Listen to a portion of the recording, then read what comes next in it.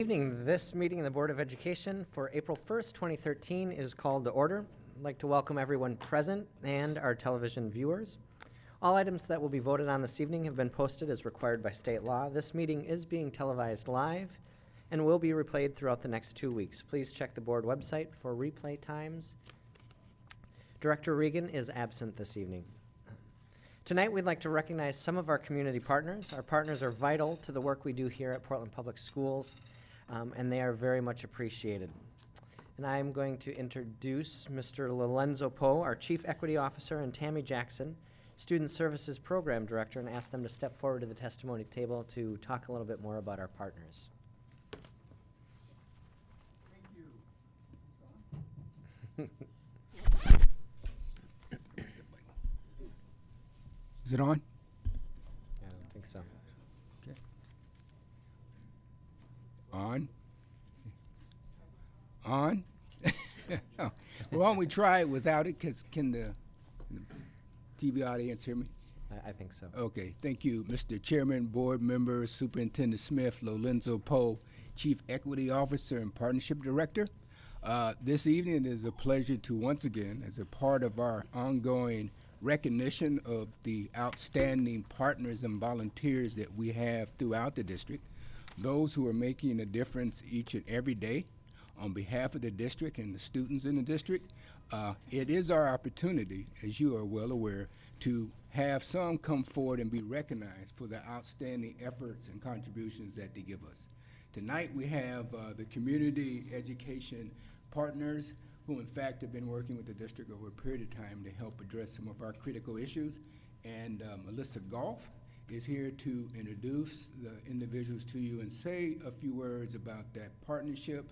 But again, it is a tremendous opportunity for us as a district and you as a board to say to those who are committed to giving of their time and energy and effort a thank you and show appreciation and of course have an opportunity to take a picture with you, which they always enjoy. So with that, let me turn it over to Melissa. Thank you. And actually, I'm going to ask, I just saw Ms. Jackson step into the audience, so I am going to ask her to come up and join me up here at the podium. Community Education Partners is a group that I first met right when I started my work in Portland Public Schools. And they're a group of community advocates who come together around a single issue, which is exclusionary disciplinary practices and the disproportionate level of exclusionary discipline that we use with students of color. We are not unique in that we over-exclude students of color as compared to white students, but we are very committed to changing those outcomes as a district, and CEP has really been instrumental from their voice in our racial educational equity policy to shaping changes in our discipline policy to holding us in an ongoing way accountable to the efforts that Tammy leads in the areas of student services. So I'm going to let Tammy say a little bit and introduce the partnership. CEP, I think, has been a very steadfast partner for us as we have explored ways to reduce overrepresentation, eliminate overrepresentation of students of color in our disciplinary outcomes. They have brought creativity and services from their organizations to our schools in an effort to try to serve our families of color more effectively and engage them in ways that reduce disparities in those outcomes. And I personally feel a tremendous amount of gratitude, as I know some of our schools do who work real directly with their partnerships. Will Fuller is the person that I will introduce first as a spokesperson to talk briefly about CEP and recognize on behalf of the group for them. Sit here, Will. Thank you. I am the facilitator du jour for the organization. We have a rotating leadership spot, and I happen to be on the spot at this point. I want to echo what these people have said. This is a partnership, And partnerships are an interesting breed because they come from all sorts of different people. And I think I want to specifically call out the people who have been most involved in making this happen in Portland Public Schools. And it's a big district with a lot of different people. But Sue Ann Higgins has been there, and before her, Carla Randall. Obviously, Melissa Goff has been there. She came in from day one and committed to us, even when she got a significant promotion with a lot more work. And of course, Tammy Jackson has been here steadfastly doing things for us with the district. I also want to thank the principals of the schools who have graciously let us into their school, have leveled with us, have opened their doors, and made it possible for a very diverse group of citizens to interact directly, to see on the ground, in real life, what the policies and procedures do inside a school. As you all are very aware, that's can be different from what the paper says, but in every case, these are dedicated people doing the job. So thank you very much. And I'd be So with that, we're going to have Director Gonzalez step out in front of the dais, and we're going to call off each partner, and when I call off your organization, if you could step forward and accept the plaque of appreciation, which I'll read in just a moment, and then we all are going to step around the dais once we've acknowledged them all and take a picture with you all. So the plaque says, presented to the organization's name, in recognition and appreciation of your contributions to the students and staff of Portland Public Schools, dated April 1st, 2013. So thank you. And the first organization is Community and Parents for Public Schools. So while Will is walking up, one context setter. Oh, So thank you. Community Education Partners is a group of individuals from a number of community organizations who have come together around this singular initiative. So as Director Belisle reads out the names of these organizations, you're going to hear a real cross-section of the Portland area and our shared commitment to changing these exclusionary practices. Great, thank you. All hands raised. all hands raised. I'll stick around because all hands raised respectfully cannot come tonight. I talked to Nate Waschul there, and he said he wants the people to know how much they support this effort and how grateful they are for this recognition. Actually, all hands raised when the Portland Schools Foundation started this process back in 2004, I believe. Great. And Thank there's you. been a lot of work since then, but I'll take it on their behalf. The Latino Network. Latino Network. This is the Monday after Cesar Chavez Day, and the person who was going to be here was sick, unfortunately, so couldn't make it, but again said, thank you very much. Andrea Marquez. Resolutions Northwest.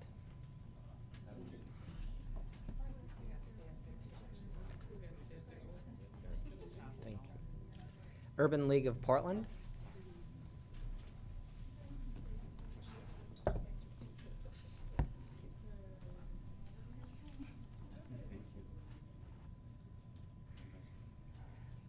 IRCO, which is the Immigrant Refugee Community Organization, Africa House.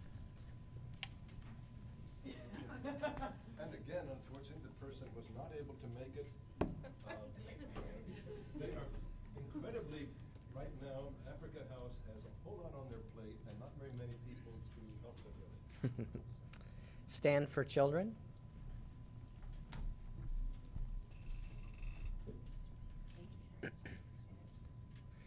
Portland Parent Union.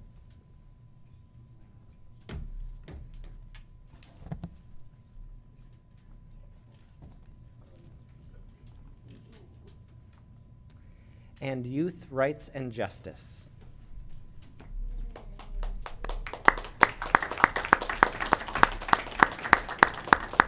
We'll just step around real quickly and get our photos with you all.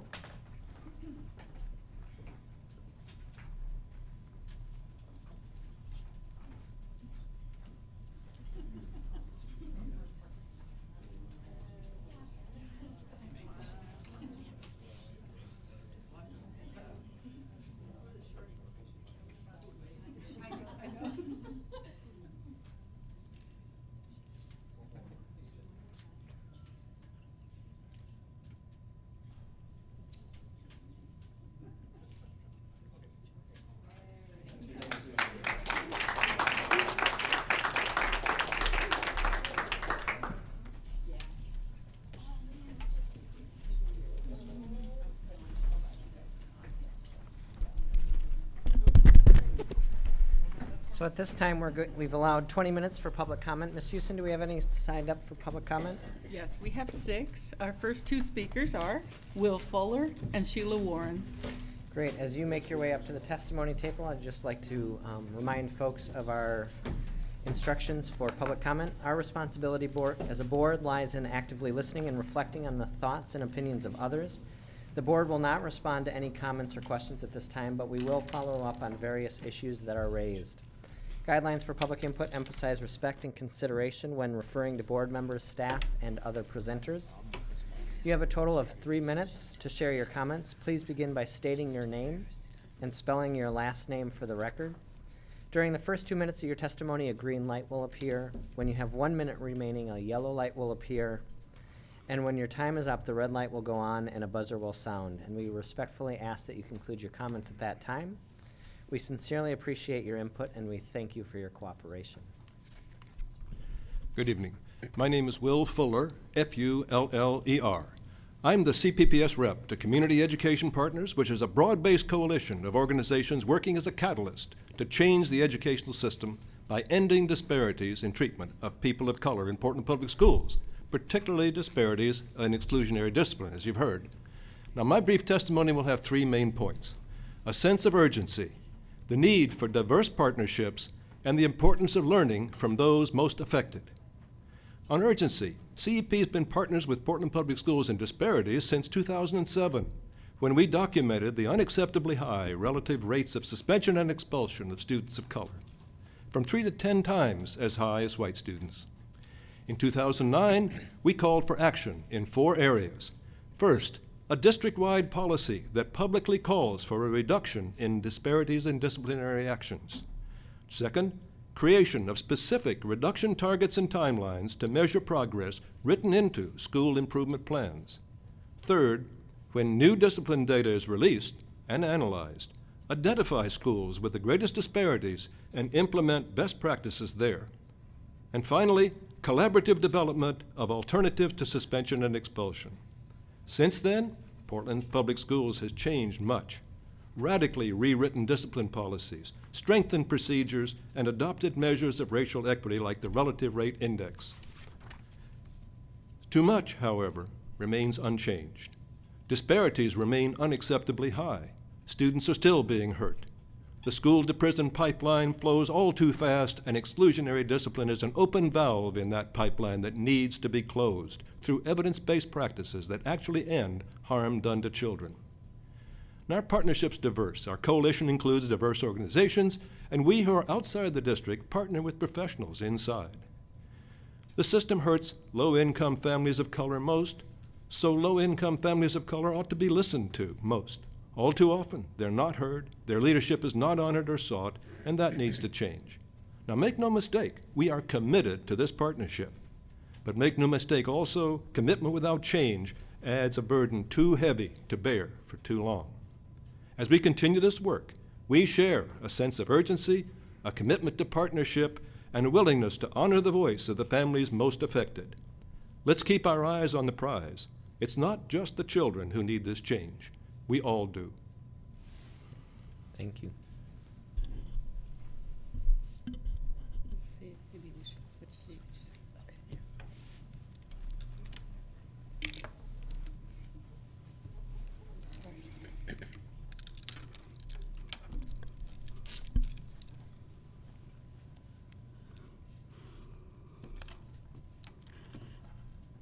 Good evening. My name is Sheila Warren of Portland Public Schools, and I am founder of Portland Parent Union. Do I need to spell my name out? SHEILAWARREN.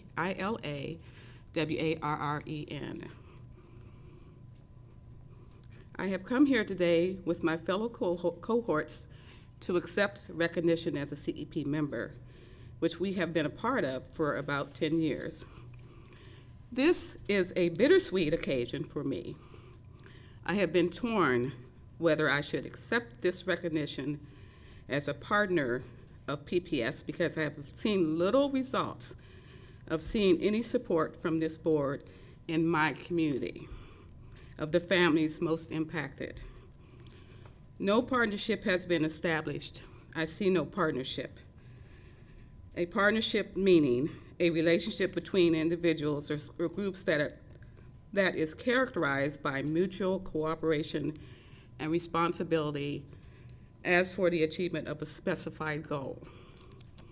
The issue of lack of partnership applies to constantly seeing no support for the families who have been impacted the most by the decisions of PPS.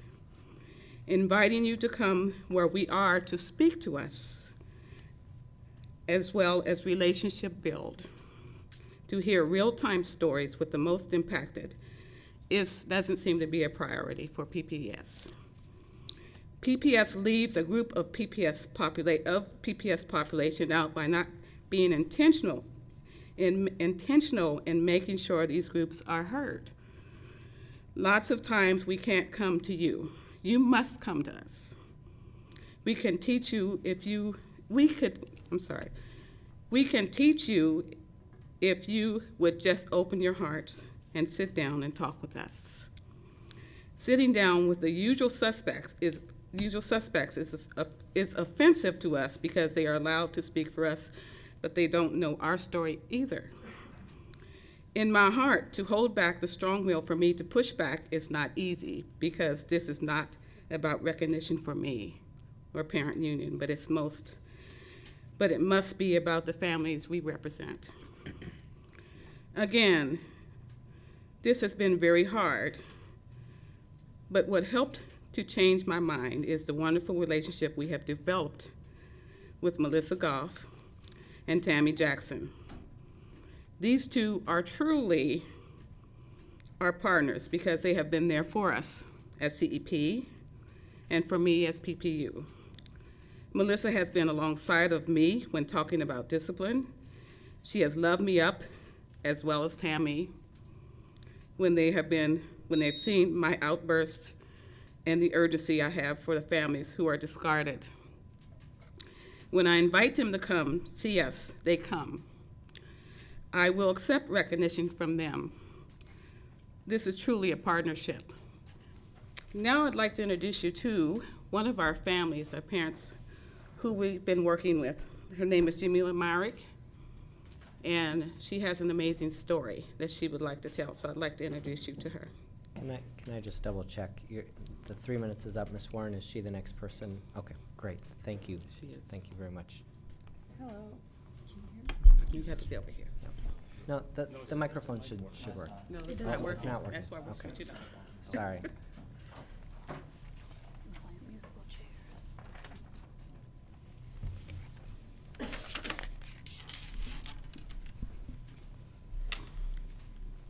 Hello, my name is Jamila Myrick, and my last name is spelled M-Y-R-I-C-K. And I come here today with my daughter, Jamila Hamilton, but she was too shy to come up here, so, and her last name is spelled Hamilton.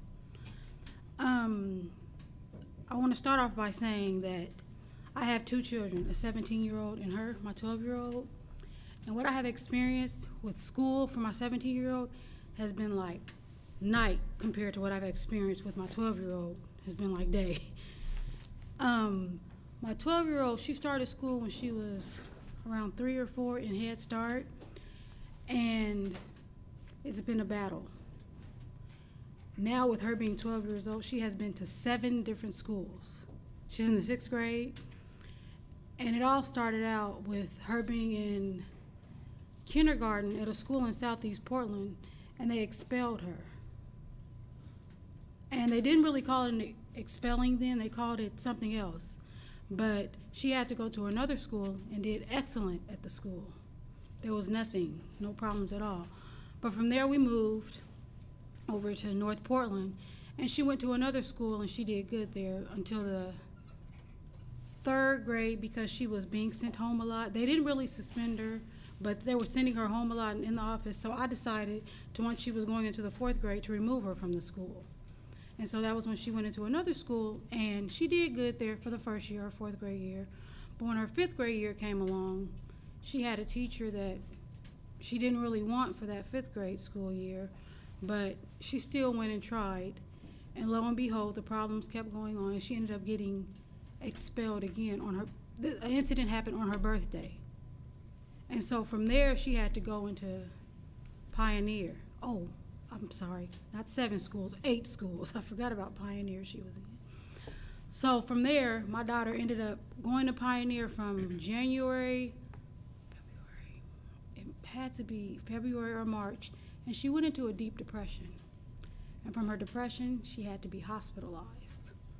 So, I didn't bring all the papers in front of me, but my daughter has been through so much, from being hospitalized, going into residential. She's been into 2 different residential facilities. She has been hospitalized. She's been on 3 different medications, and nothing has helped. But right now, currently, she's working now with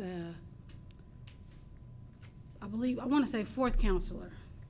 And this has been the only time, well, they've helped her, but she knows that it's herself that has to, she feels like these people aren't helping her. And ever since school, ever since the incident happened in school, that it's just been horrible for her. Now that she's in the 6th grade, she only feels like one school she can express herself and feel good about going to school, and that's Open Meadows. And they actually refused for her to come there because of all the background that she had with the being in the hospital and then having to go into rehabilitation and all of that and rehab, and it's just been very, very hard and difficult for my daughter. And when she went into okay, it's time. I know I need to stop, but it's been very hard. I'm sorry, you guys, I'm just rambling. But I wanted to tell you, well, it's not done, but okay, I'll just say this. It's been extremely difficult and hard for her.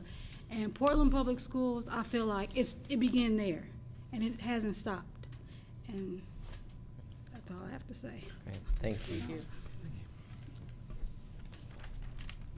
2 speakers, Anna Metza and Jenny Richardson.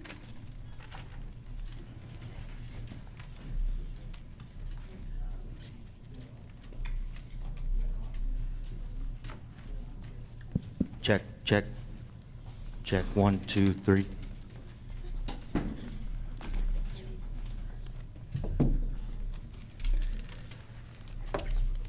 And we have another mic. Yeah. So good afternoon, my name is Ana Mesa, M-E-Z-A, and I'm a 2nd-year member of the Multnomah Youth Commission, and I'm involved in the Youth Against Violence Committee, and I would like to thank you for allowing me to share our work with you. A few years ago, in the summer of 2011, the Youth Commission saw that there was an increase in violence towards young people, particularly anti-gay and gender and gang violence, and that violated Article 5 of the Bill of Rights that you will be getting shortly. And we saw that we really had to do something about it because the Bill of Rights is an official document that has been adopted by the city and the county. So the Youth Against Violence Committee was born. We really wanted to hear from youth and all their experiences regarding violence. So we held 16 focus groups that were by youth, for youth, in which we asked crucial questions like, what forms of violence do you experience that adults may not understand? From all the data that we gathered and we analyzed it, we found 7 prevalent forms of violence in Multnomah County that are anti-gay and gender, cyberbullying, gang, home, police, school, bullying, sexual and dating. And we also identified restorative justice as a tool to positively deal with the 7 forms of violence. With all the data, as a policy body, we came up with policy recommendations for all the 7 forms of violence and restorative justice.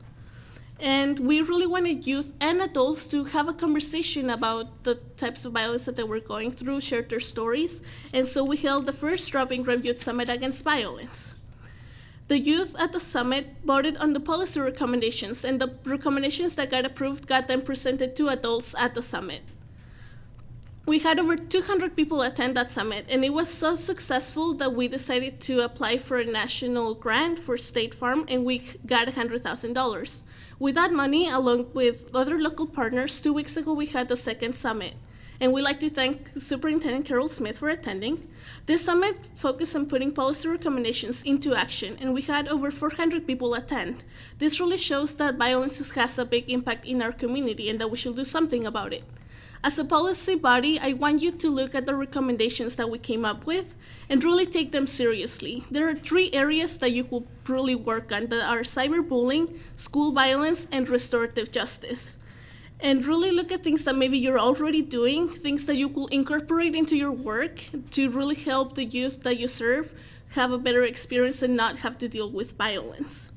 We really feel that it's important for youth and adults to work together to address the type of violence. And now that you have the Bill of Rights and the policy recommendations, I really want you to take them into consideration and help us really reduce violence. Thank you. Thank you.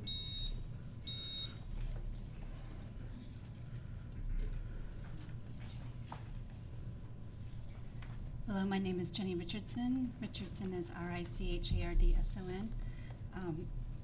Excuse me. I'm very pleased to see the topic of discipline tonight. I spoke with you briefly a few weeks back about the use of clip charts in our public schools and in my daughter's classroom.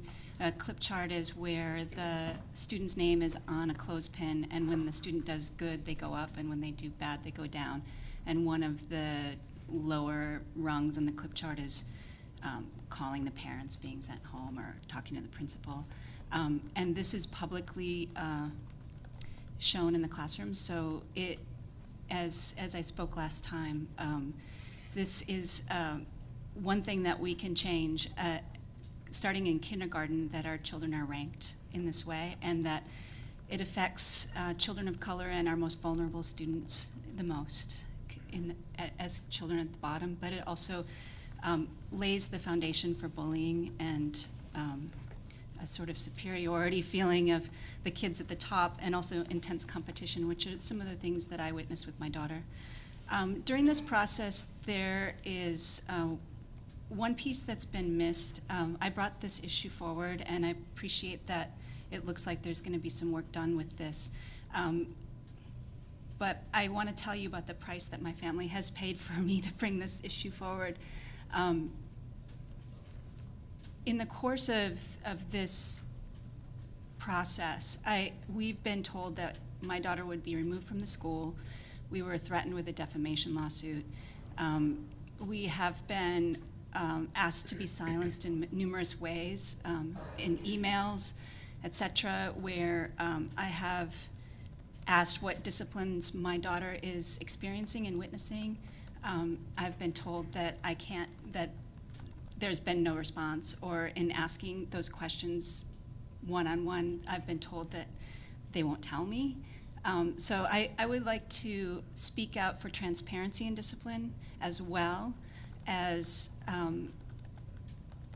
changes to policy, because parents do care. I mean, I'm here because I care. I'm a first-year parent in PPS. My daughter's recently been changed to another classroom without my knowledge, because she's in some new reading group. But I found out about this because of my daughter's anxiety about reading. And she's a very good reader. She's reading at a year ahead benchmark, right? So I'm finding out about things about the classroom that I should be discussed with the teacher. And I feel like we're living out what is parents' fears about coming forward with their issues, is that we are being treated differently, that we have been treated differently.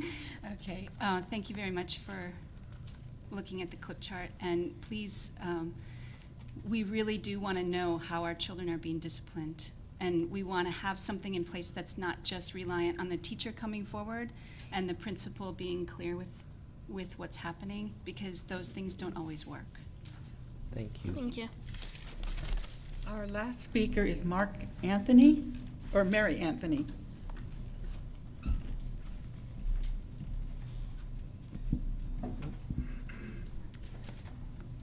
Okay, then we will move on. Thank you to everybody who testified this evening. We appreciate your comments and your testimony. We are very pleased this evening to have Representative Jules Bailey with us. He has been a steadfast supporter of education issues and many other issues, including the environment, and we are very glad that he was able to join us this evening. We are also joined this evening by Deputy Executive Director of the Oregon School Board Association, Jim Green. Superintendent Smith, would you like to introduce this item? I would, and I actually am going to introduce David Williams, who's our Director of Government Relations, who will welcome both of our guests for tonight's presentation. And glad to have you with us. Glad to be here. Thank you, Superintendent Smith, Chair Belisle, Chair Gonzalez. David Williams, your Director of Government Relations. By way of a legislative update tonight, we do have with us Representative Jules Bailey, who is in his third term in the House of Representatives, representing inner Southeast Portland, including much of the Cleveland High School attendance area and Cleveland High School. Also joining us later will be Jim Green, Deputy Executive Director, and I'll reintroduce him as well. And I will be happy to answer other questions if there are topics that don't get covered that you might have burning issues about when we're all done. But without further ado, I'd like to turn it over to Representative Bailey. Thanks, David. And Chair Belisle, Chair Gonzalez, Superintendent Smith, and members, it is a real honor to be here today. I'm Jules Bailey. I have the honor of representing House District 42, as David said, inner East, Southeast Portland, and parts of Northeast Portland as well. In fact, Benson High School is also in my district, and Franklin is literally just across the street from my district. So a lot of students who live in my district go to Franklin High School. And it's really fun to be with you here tonight and to be able to share with you some of the things that are happening down in your capital. I want to focus today mostly on the budget and on revenue. I know that that is something that is near and dear to the tough decisions that you make every day, and I want to thank you for your service for our school children in Portland Public Schools. I'm a product of Portland Public Schools myself, and so I'm very happy that all of you are working so hard on behalf of the next generation of children. And I can tell you that, as I'm sure all of you hear from parents in Portland Public Schools, education is extremely high on their list of issues that they care very deeply about. We, as many of you I think attended, we had a town hall with Senator Diane Rosenbaum and Rudy Crew shortly before session at Reed College. The capacity for that room was about 440 people, and as I recall, it was filled to overflowing. So it's clearly the largest turnout for any town hall that I've had has been for the subject of education.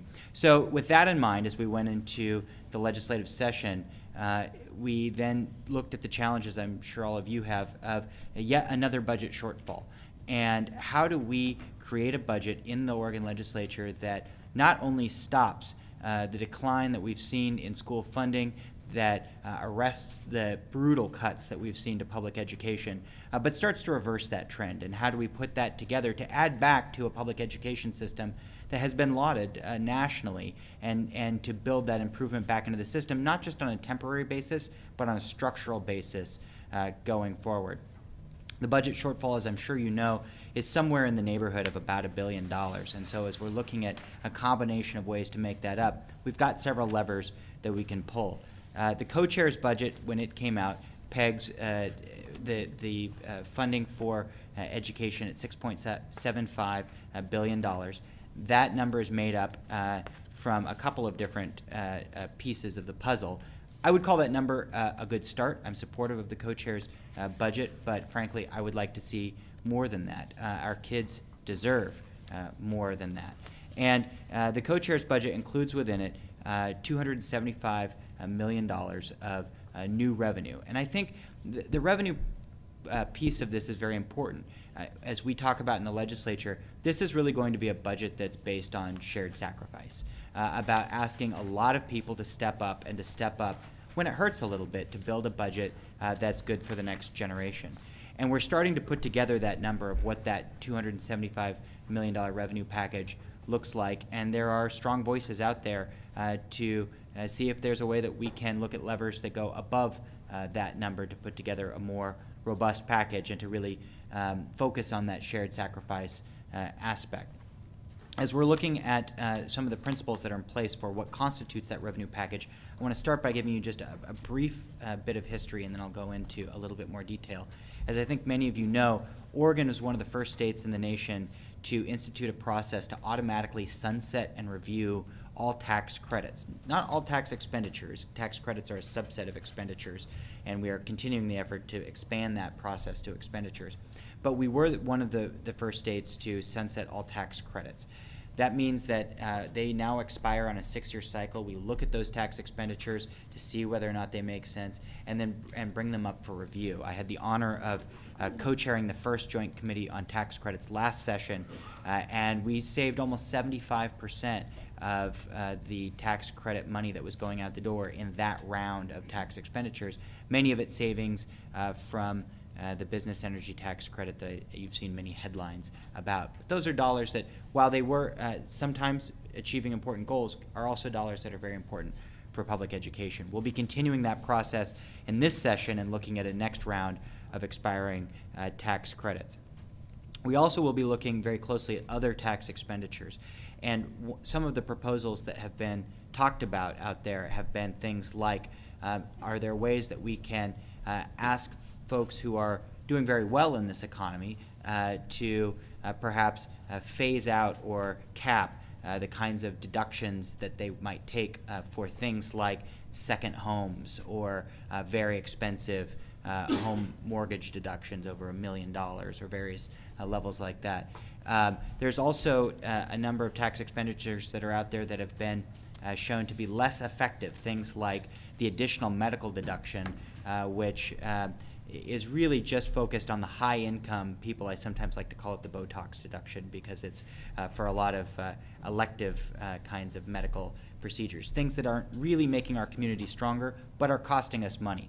And so I think you'll see a lot of focus as we go forward on how do we, in a fair way, ask those who are doing well to scale back at the top end some of those deductions, whether through some sort of phase out or some sort of cap.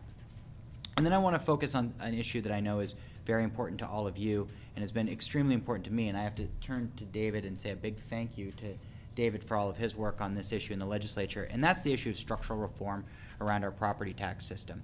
We've now had an enormous amount of experience, 23 years of experience with ballot measure 5, about 18 years of experience with ballot measure 50. And while there were principles that led voters to enact those constitutional changes in the first place, it is time in this legislative session that we take a hard look at how we make that system more fair, more equitable, and to unshackle local governments and school boards from being able to support their schools in the ways that their communities want to support their school system and their service system. This is one of my top priorities for this legislative session, and I feel very good about our chances of being able to get a referral to the voters on allowing local option levies to be able to more adequately fund public services and schools outside of compression limits. We also have another one around addressing reset at resale. And the help of school districts around the state and of local governments around the state on pushing that issue forward would make a very significant difference to Portland Public Schools. I don't have to tell you what it would mean to recent levies that we've passed if we had had those measures in place at the time that voters voted on them. Our community supports public education. It's willing to make the hard choices to step up and do it. I would never take those choices for granted, but I respect those choices. And when our voters choose to step up and fund public education, it is important that everybody pays in equally and that we honor the sacrifice that they're making by making sure the full amount of those dollars goes to school districts and achieve the ends that voters voted for. So we are making progress. It is my hope that we'll get that out. And I'm very much looking forward to hearing from all of you about the issues that are on your mind. Thank you. Thank you. Do we have any questions? We can stop here. Is it a House bill that's reforming Measure 5 that you're working on? Yes, chairs and Ms. Garcia, the bill is HJR 8 and HJR 13 are two bills. HJR 8 is the bill that is a referral to the voters to deal with local option levies. HJR 13 is a referral to the voters to deal with the issue of property value reset from between assessed value and market value at transaction. That's great. Cool. Is there a separate measure about urban renewal districts? Or it's not included in this, it's a separate measure? That is a separate measure, and that is one that I think is highly likely to move forward. I think there's broad support for it. In fact, there was we had a hearing on it in the House Revenue Committee, and it was the first I'd heard of the measure, and I got up, walked out of the House Revenue Committee, went and signed on to the bill. So I'm feeling pretty good about its passage. Good. That's another one that will help us significantly. Yep.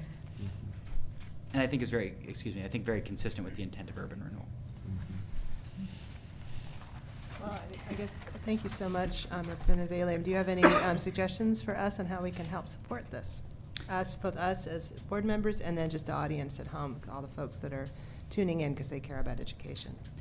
Thank you for the question. And I think for all of you as board members and especially for those folks at home, I think the legislature can at times become a bit of a bubble down in Salem, and it is extremely important that folks keep the urgency on, that there is pressure for more money to education.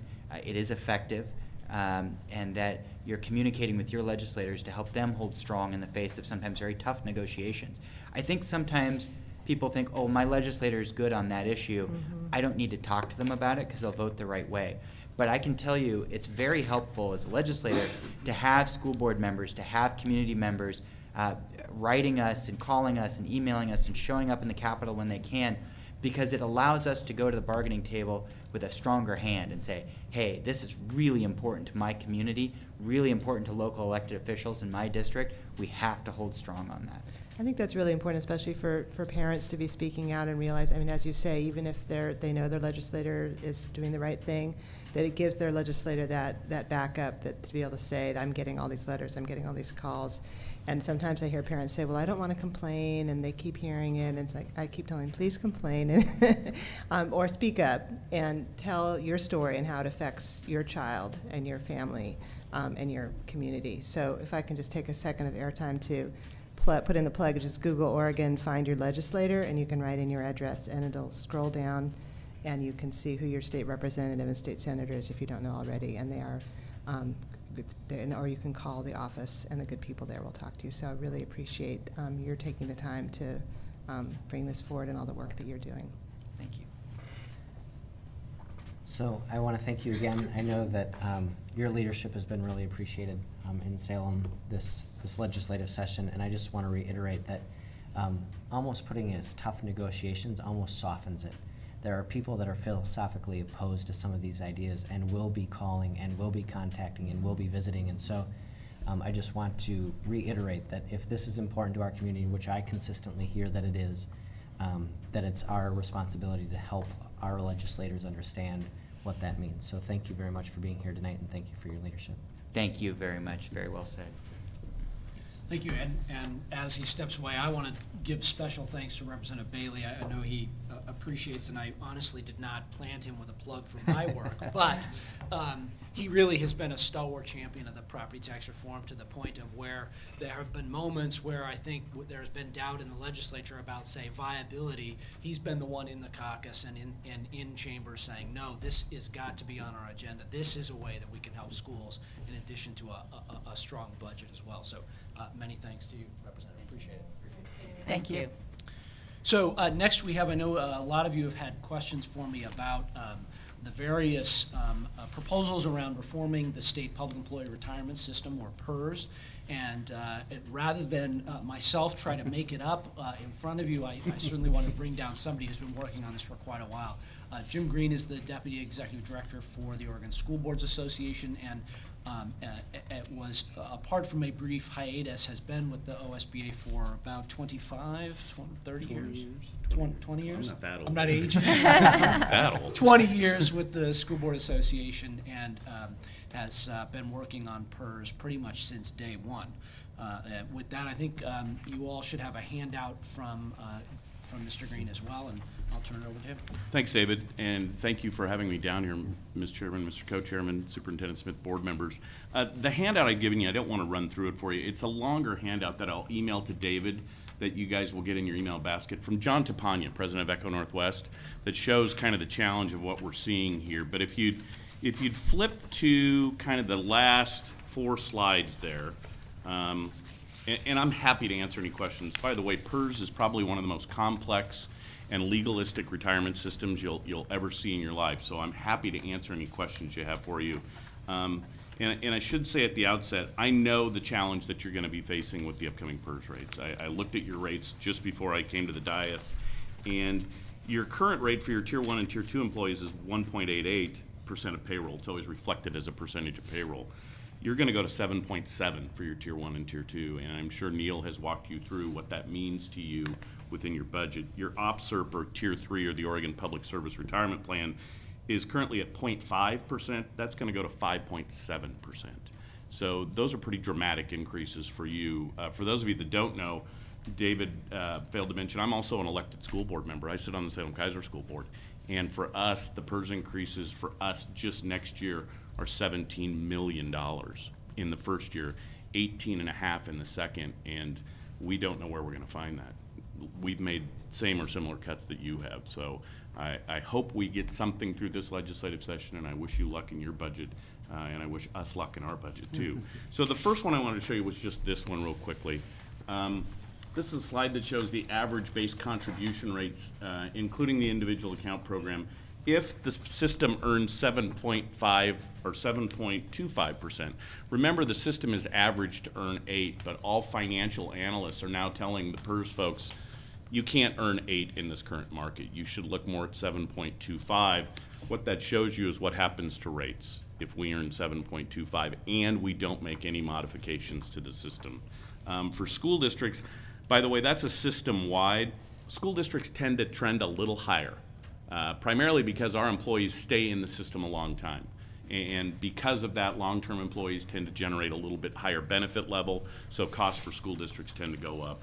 So one of the things we looked at as your Oregon School Boards Association were reform principles. And these were talked through by your Legislative Policy Committee, which Bobby Regan sits on. She's an officer in the association. One, we wanted to make sure that beneficiaries had an adequate retirement income. There are folks who have retired that the principles and some of the things that are flowing around the legislature right now would impact. And we wanted to make sure if you were going to impact those folks, you don't send them back to work. They've pulled the trigger. They've made a life-changing decision. And some of these impacts that are being talked about will impact them. But we wanted to make sure they had an adequate retirement income. Want to make sure they're legal. Regardless of what happens, I can guarantee you one thing: if they change anything in PERS, it'll end up before the Oregon Supreme Court. We want to make sure they're sustainable, could make the plan long-term more viably, and have a fiscal impact that not only impacted rates for this next biennium, as I just mentioned to you, but into the future as well. So here are some of the ideas that are being kicked around, the policy options. You've heard a lot about these.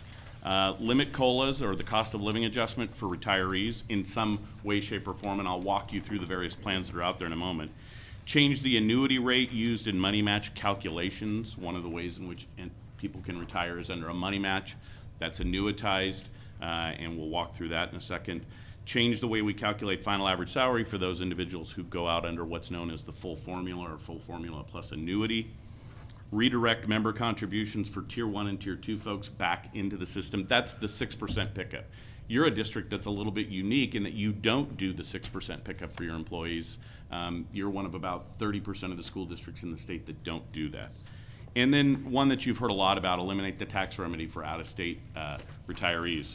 So if you turn to the last page, this shows the difference between what's out there right now. And I will say, David and I were talking in the back of the room before, the co-chair's plan moved last week down to Ways and Means. It moved out of a joint hearing out of the Senate Rules Committee, and it moved down to Ways and Means, and it's just been scheduled for another public hearing and work session in the Capital Construction Subcommittee of Ways and Means.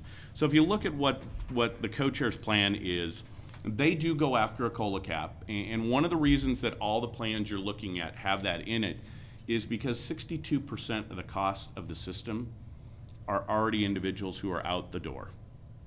62% of the cost of the PERS system are because of retirees and the benefits they're receiving. So if you're looking to make impact in PERS, you have to do something with those costs that are currently what folks call baked into the system. Then you look at eliminate the state tax remedy for out-of-state retirees. That's only really $55 million. And then the co-chairs do something a little bit unique, one that we do not support, which is they defer paying what should be paid by about 1.9% of payroll. We already have a collar on the rate, by the way. Your rate should actually be higher next year, but PERS several years ago put what's known on as a rate collar, which lessens your rate, minimizes that impact of really stark rate climb. But this would essentially defer payments for 2 years on payments we should be making. Remember, anytime you don't make a payment into the system, they charge you 8% interest on that. So while it saves $350 million for the next biennium, it costs a significant amount. So that's one of the concerns we have with the co-chairs. The governor's budget, he came in with $810 million on his COLA cap. His COLA cap's a little bit different. He capped it at $24,000 from here into the future. Both the co-chair's plan and our plan, Senate Bill 754, has an indexing for cost of rate increase over time. That's why the governor's number on the COLA cap is so much larger than the other ones. And then there again, he eliminates the out-of-state tax remedy for retirees. Senate Bill 754, which is the OSBA plan, which you may have heard a lot about, has a COLA cap on the 24,000, but it's indexed. And so we don't save as much even as the governor does. Again, elimination of that out-of-state tax remedy. Prohibit spiking of final average salary used for formula. There's two ways you retire in PERS. You either go money match or formula. The formula is a formula based on your years of service times a factor. For most of your employees, Tier 1, Tier 2, that's 1.67 times their final average salary. That's either the highest 36 months or your last 3 years, whichever's higher. You may have read in the Oregonian last spring about a lady down in Douglas County who got a sweetheart deal because her employer said, well, we'll not only make your salary, but also what we pay in your health insurance benefits, your salary. That had the effect of when she retired, she was making more in her PERS retirement benefit than when she was making as working. So one of the other cases you've probably heard a lot about with regard to PERS, and it's an abomination on the system, is Coach Mike Bellotti. Yes, he gets $41,000 a month in a PERS benefit. And you could eliminate some of the things that drove that by saying you should only count the salary that he received from the University of Oregon, not from Phil Knight or the Duck Foundation or from any other private entities. But when he retired, they counted all those sources as income to drive his benefit to what it is. And by the way, that is an abomination on the system. If you look at what he gets to the next retiree, it's a huge gap. So I want to make sure you understand that. Then the other one that's in there is reduce that money match annuity. One of the other ways people retire is through money match. And essentially what they do, PERS looks at your account balance when you're done. And for sake of ease of math, let's say when you retire, you have $1 million in your account.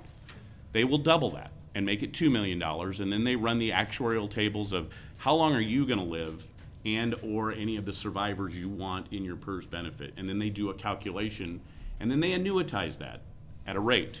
That rate is 8%. And I don't know if you're familiar with the annuity market out there today, but even a federal group that does quarterly reporting on this has the annuitized rate at 3%. And that's about the best you're going to find out there. If you have a private 401k and you're going to the annuity market, you're lucky to get 2.5. And that is a huge cost driver. One of the largest in that pool are folks who are inactive employees. They left public employee, but they left their money in PERS. Because of the anomaly in the system, many of them will go money match, and that drives up the cost when you have to annuitize that at 8%. And then finally, under Senate Bill 754, redirect that 6% contribution for Tier 1 and Tier 2 folks from the individual account program or that 401k plan that we created in 2003, redirect it back into the system. Why do that? If you have payroll of about $2.7 billion statewide, 6% of that is a really large number, and that's cash into the system that buys down that $14 billion unfunded actuarial liability that's in the system. And when you buy that down, that your contribution rate for employers drops dramatically. And there's a whole bunch of information on the PERS website. Like I said, I will send you this PowerPoint presentation that John and I've been working on, but I'm happy to answer any questions. I know that was really fast. PERS is very complex. If you have any questions, I'll happy to answer those. I do have a quick, maybe not a quick question, I'm not sure, because I have read a lot about this, and that last part, I don't really understand why that money was moved out of the pension fund, and because I think there were some, it was keeping some of the liability down by moving those funds out, and so how is it, what's going to have to change in order for it to make sense to put it back in? Sure. Mr. Co-Chairs and Director Sargent, here's what that does, and I'm assuming you're talking about that 6% directed back in. Yes. In 2003, we did a whole bunch of reforms, and one of them was to take the 6% member contribution, which is required by law, out of PERS pension system and into an individual account program. We did that primarily to eliminate money matches the way people were retiring. The actuary didn't catch that as a phenomenon within the PERS system, and that's why rates spiked so much during 2001, 2000. People earned a huge amount of money in the fund. Remember, of those years of what I think Green Greenspan called exuberance on the market, where it earned 29% and people got 24% credited in their accounts. Their accounts grew dramatically. All of a sudden, that money match phenomenon became the way people were going to go out. How do you stop money match? Well, you stop money going into their account. So you take that 6% and put it into an IAP, which is, it can go negative or it can go positive. It's only had 2 years of negative since it was created. You wouldn't take their account balances out. You'd leave those balances there. Federal ERISA law requires that. Whatever new contributions that would go in would then go back into the pension system. That may have the effect of having some folks go out under money match, but the actuaries have said that's a trade-off when you're going to have that amount of money stream back into the system and buy it down. Remember, in the Strunk case, that diversion of the 6% into the IAP was considered constitutional. So the reverse of that, under anyone's analysis, should be that's constitutional as well. What it really does, it's a spigot of money that would be going back into the system. Okay. So my other question related to that is, do you need to do the reduction in the interest rate on the money match annuity in order to have that really be a net positive for the system? Director Sargent, you're catching on. You're becoming a PERS nerd just like me. That's exactly one of the things that you'd have to do, because, and that's why our savings, when it was first estimated, was somewhere around $1.8 billion. Now that we've seen the actuary run it through the system, it's between 1.1 and 1.2 because of that interplay of the money match and the COLA with a money match benefit. Okay. All right. Thank you.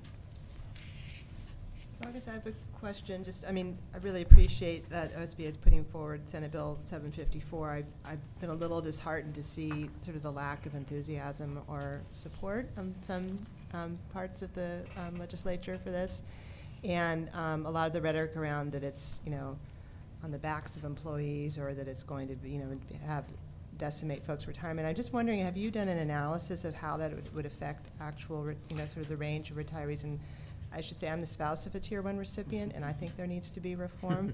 So to me, it's important to be able to demonstrate that it's not going to be, that we can do some reasonable reforms that'll help make it sustainable, but it's still going to have, there's still going to be a good, decent retirement for folks. So have you done some of that analysis on what the impacts Mr. Co-Chairs and Director Adkins, we've done some initial ones, because you have to kind of just shoot in the dark. So you take some numbers of somebody that's going to retire. If you would take the money match, let's work on that one just alone for a second. If you would annuitize that money match at 4% rather than 8%, we just got some analysis back that shows that's a pretty big impact on individual retirement accounts. So we're looking at potentially modifying that, pegging it to that federal rate, or to even 6%, you get a huge savings. If you would do it at 4%, and you have someone who is a lifetime employee, so we're talking a 30-year employee who has a rather large account balance, the highest impact I've seen is it's a 32% reduction in their retirement benefit. I have to be honest with you, that's a pretty high reduction, and that's not one that I would say is adequate in nature for someone who is planned in that way. So that's why we did that further analysis beyond just the impact on cost and the impact on rate. We want to know how it impacts individual members, and that may be one that probably goes too far. When we were originally tasked with drafting Senate Bill 754, it was try to get savings and try to get ones that are legal and come up with those options, and that's what you see in front of you. Once you have the actuary run those analyses, then you start to go, okay, we can play around with this a little bit and maybe not have that big of impact, while still talking about what Representative Bailey just mentioned to you earlier, is some shared sacrifice. Because I think what you're going to see, and David can agree or disagree with me, but you will see some PERS reform. Even at the co-chairs level, there's PERS reform, some tax expenditure or tax revenue reform, and that would be what's known as that shared sacrifice by folks out there. No, thanks, I appreciate it. I think it's really important to look at that and try to give some examples of how this would work out for most folks who are retiring and want to make sure that they have a decent retirement, but at the same time to show that we cannot continue on this current course the way we are. Other questions? Well, thank you very much. Thank you for inviting me down. That was great. There's been a lot of questions about this. Sure, and I'm happy to take any questions you have. I think David has my email, and I think you all have my phone number, so I'm always happy to I just want to add my thanks for OSBA taking leadership on this issue, because I think it's really important, because we do need a sustainable path here where people get adequate retirements, and we can also fund our school system Well, and educate the children of the future We and the children appreciate today that. in our classrooms. So I really appreciate the work that you're doing. Thank you. It made for an interesting Easter dinner last night at my house because my brother is a Tier 1 member. But Hopefully thank you. he's still speaking to you. Oh, yeah. Oh, yeah. And he's a cop, so. Thank you so much. Thank you so much. Thanks. Thank you. Does anybody have any additional questions for Mr. Williams? I've heard some murmurings about a really good CTE bill, and where is that, and what can we do to maybe help that along, or raise the dollar amount that's contributed to that, so that we can then hopefully apply for a grant and get some significant funds to do some things we need to do here. Sure. Director Sargent, absolutely. There are a couple of sort of fairly identical bills around career and technical education, both of them based on work done in 2011 around what they call the CTE revitalization grants. Really, Representative Dembro from outer Northeast Portland has been a real big champion of this. If you remember in 2011, when they created this program, they gave it a fairly insignificant amount of money, but it seeded the program. This biennium, they're asking for north of $20 million to fund this particular program. The bills have absolutely no problem in the policy committees that exist. They are en route to the Ways and Means Committee, and the budget is where the question lies about the viability of them. $20 million in a $14 billion biennial general fund doesn't seem like a lot, but obviously we operate very tight, close to the margin, so does the state. So finding $20 million is not an insignificant task for the co-chairs. We've been strongly in support of it, strongly in support of finding that appropriation, with the one caveat being that we don't believe that that should be money that's diverted out of the state school fund, which traditionally has been the avenue that those types of programs have taken. Right. You get a successful policy hearing, you send it to Ways and Means, you can't find a general fund appropriation, so you take it off the top of a $6 billion state school fund. And that's, again, we, along with all of our coalition partners, have made it very clear that that's simply not acceptable. No matter how valuable the program is, we simply can't water down that base. So we're absolutely advocating a strong additional appropriation there. And if there is a moment of opportunity where a sort of stronger grassroots outpouring is helpful to that particular process, we'll certainly connect with that. Okay, yeah, I'd appreciate that if there's anything that we can do to support that. Absolutely. I'd be interested in doing that, Okay. and I think my colleagues are all in support of that as well. That's great. Thank you, and thank you, Mr. Green and Representative Bailey as well again for being here. At this time, I'm going to ask Director Knowles. She had the opportunity to go back to Washington, D.C. with the Council of Great City Schools on our behalf to work with our delegation and their staff to make sure that they understand the pressing needs here in Portland. And with that, I'm going to turn it over to Director Knowles. Give a little report on our, David Williams was also on that trip with me, and he did a wonderful job of preparing me, and I did a wonderful job on our visit up to Capitol Hill. So I attended the Council of Great City Schools Legislative Conference in D.C. In early March. There are about 67 cities that are in the Council of Great City Schools, one in every state. It's an urban school district council, and so one in every state, plus the states that have a lot of urban areas have a couple of more, like New York, California, Florida, Ohio, those states that have a few urban areas. It was a great opportunity to hear specifically about the administration's plans for education.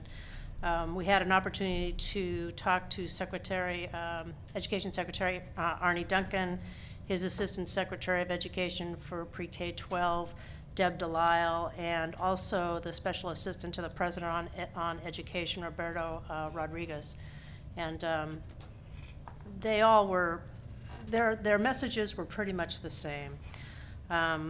For the administration, most of the discussion was around sequestration and what the effect was going to be on districts, and a call to districts to let the administration and the Department of Education know how we were being affected by sequestration so that they could put the information together and hopefully have a bigger effect on people understanding the difficulties that sequestration are bringing on school districts.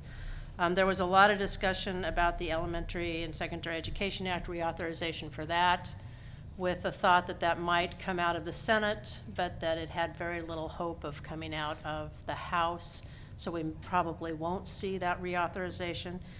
There was a panel of the lead staffers on the House side and on the Senate side, and the two on the House side, a Republican and a Democrat, they were kind of talking about the same things as they went along. And then when it got over to the two people from the House side, you would have thought they were from different countries and talking about totally different things. There was no connection on any of the information that they were providing about reauthorization or anything else they talked about related to school. So that was kind of an interesting. There was a lot of discussion around early childhood, pre-K. The president's budget has funding for pre-K down for all 4-year-olds, with the idea of pushing Head Start down to 0 to 3. It's a shared cost program between the states and the federal government. And again, this is just in the president's budget, so it hasn't been approved. There was a lot of discussion amongst the council members, including us, about the fact that we haven't even got full-day kindergarten funded all the way. So what are we going to do with pre-K? Everybody thinks it's a great idea. It's wonderful. It's just how are you going to have the funding for that kind of a program? There was also some discussion about school improvement grants. As the board knows, we have Roosevelt and Madison and King currently in school improvement grants, the 3-year grant. There's a discussion about extending those to a 4th and 5th year to give those schools a glide path off of the federal money, and that looks like it's, everybody's in favor of that. Again, it's in the president's budget, so we'll see how that goes. Another big topic of conversation was around Common Core state standards and how those are being implemented, and preparing the public, our public, for the possibility of big drops in test scores because of the higher standards for proficiency in those tests. So there's a discussion going on now about how to prepare the public for that and respond to the concerns that they probably will have. And then also conversation around curriculum and making sure that each state is up to speed on their curriculum, especially for ELL, English language learners. And then also professional development for teachers so that they're prepared to teach to the Common Core state standards so that the students can then pass the tests. And then there was also finally information passed about the administration's continued push for gun violence, or against gun violence, I guess I should say. The thing that was particularly interesting for us was on the school resource officers and our ability to keep our school resource officers. There's some money in the legislation to support that. But what we were mostly concerned about was the fact that our school resource officers come through a partnership with the city, not through our own district. And so we wanted to make sure that legislation included partnerships with local police and not just for the officers who are directly employed by the school district. And then finally, David was really great about setting up some meetings up on the Hill. So we met with staffs from Senator Merkley's office and Senator Wyden's office, and then also members Blumenauer and Bonamici.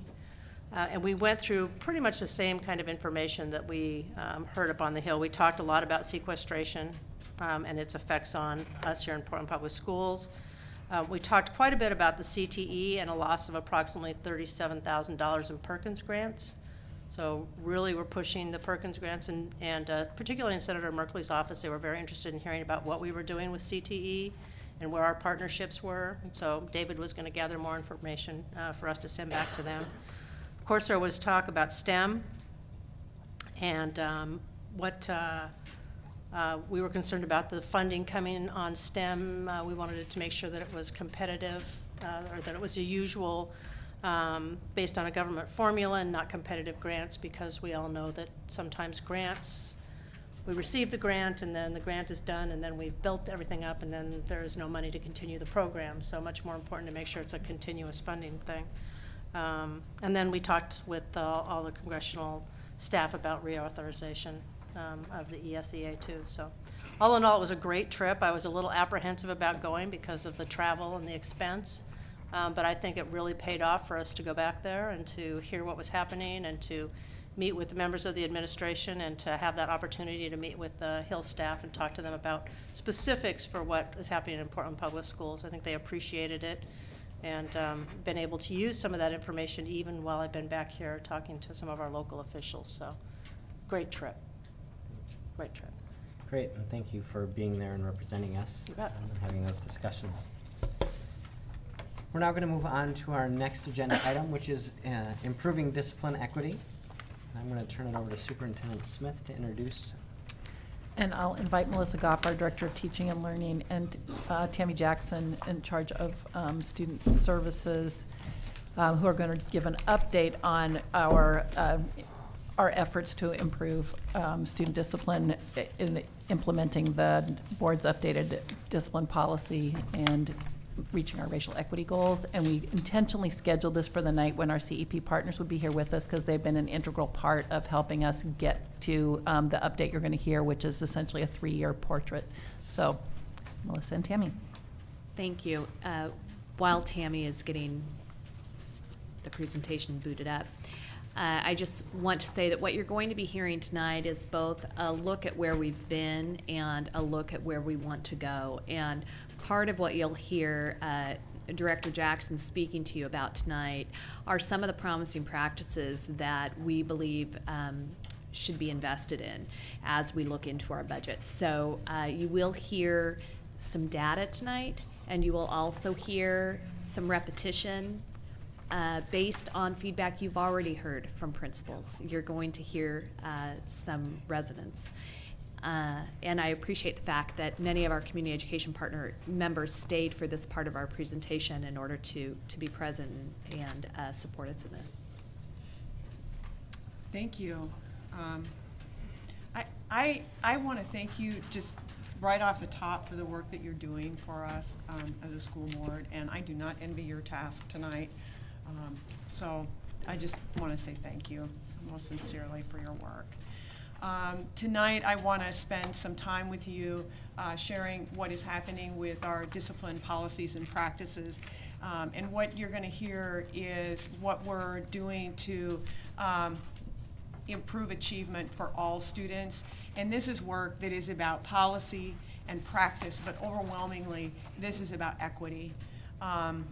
And this is work that is driven by your policy work in equity and your policy work in student conduct and discipline. And as I was thinking about our time tonight, I couldn't help but start with kids. And you've heard from some of the people that have spoken already tonight that we have some uneven disciplinary processes that are occurring in our schools.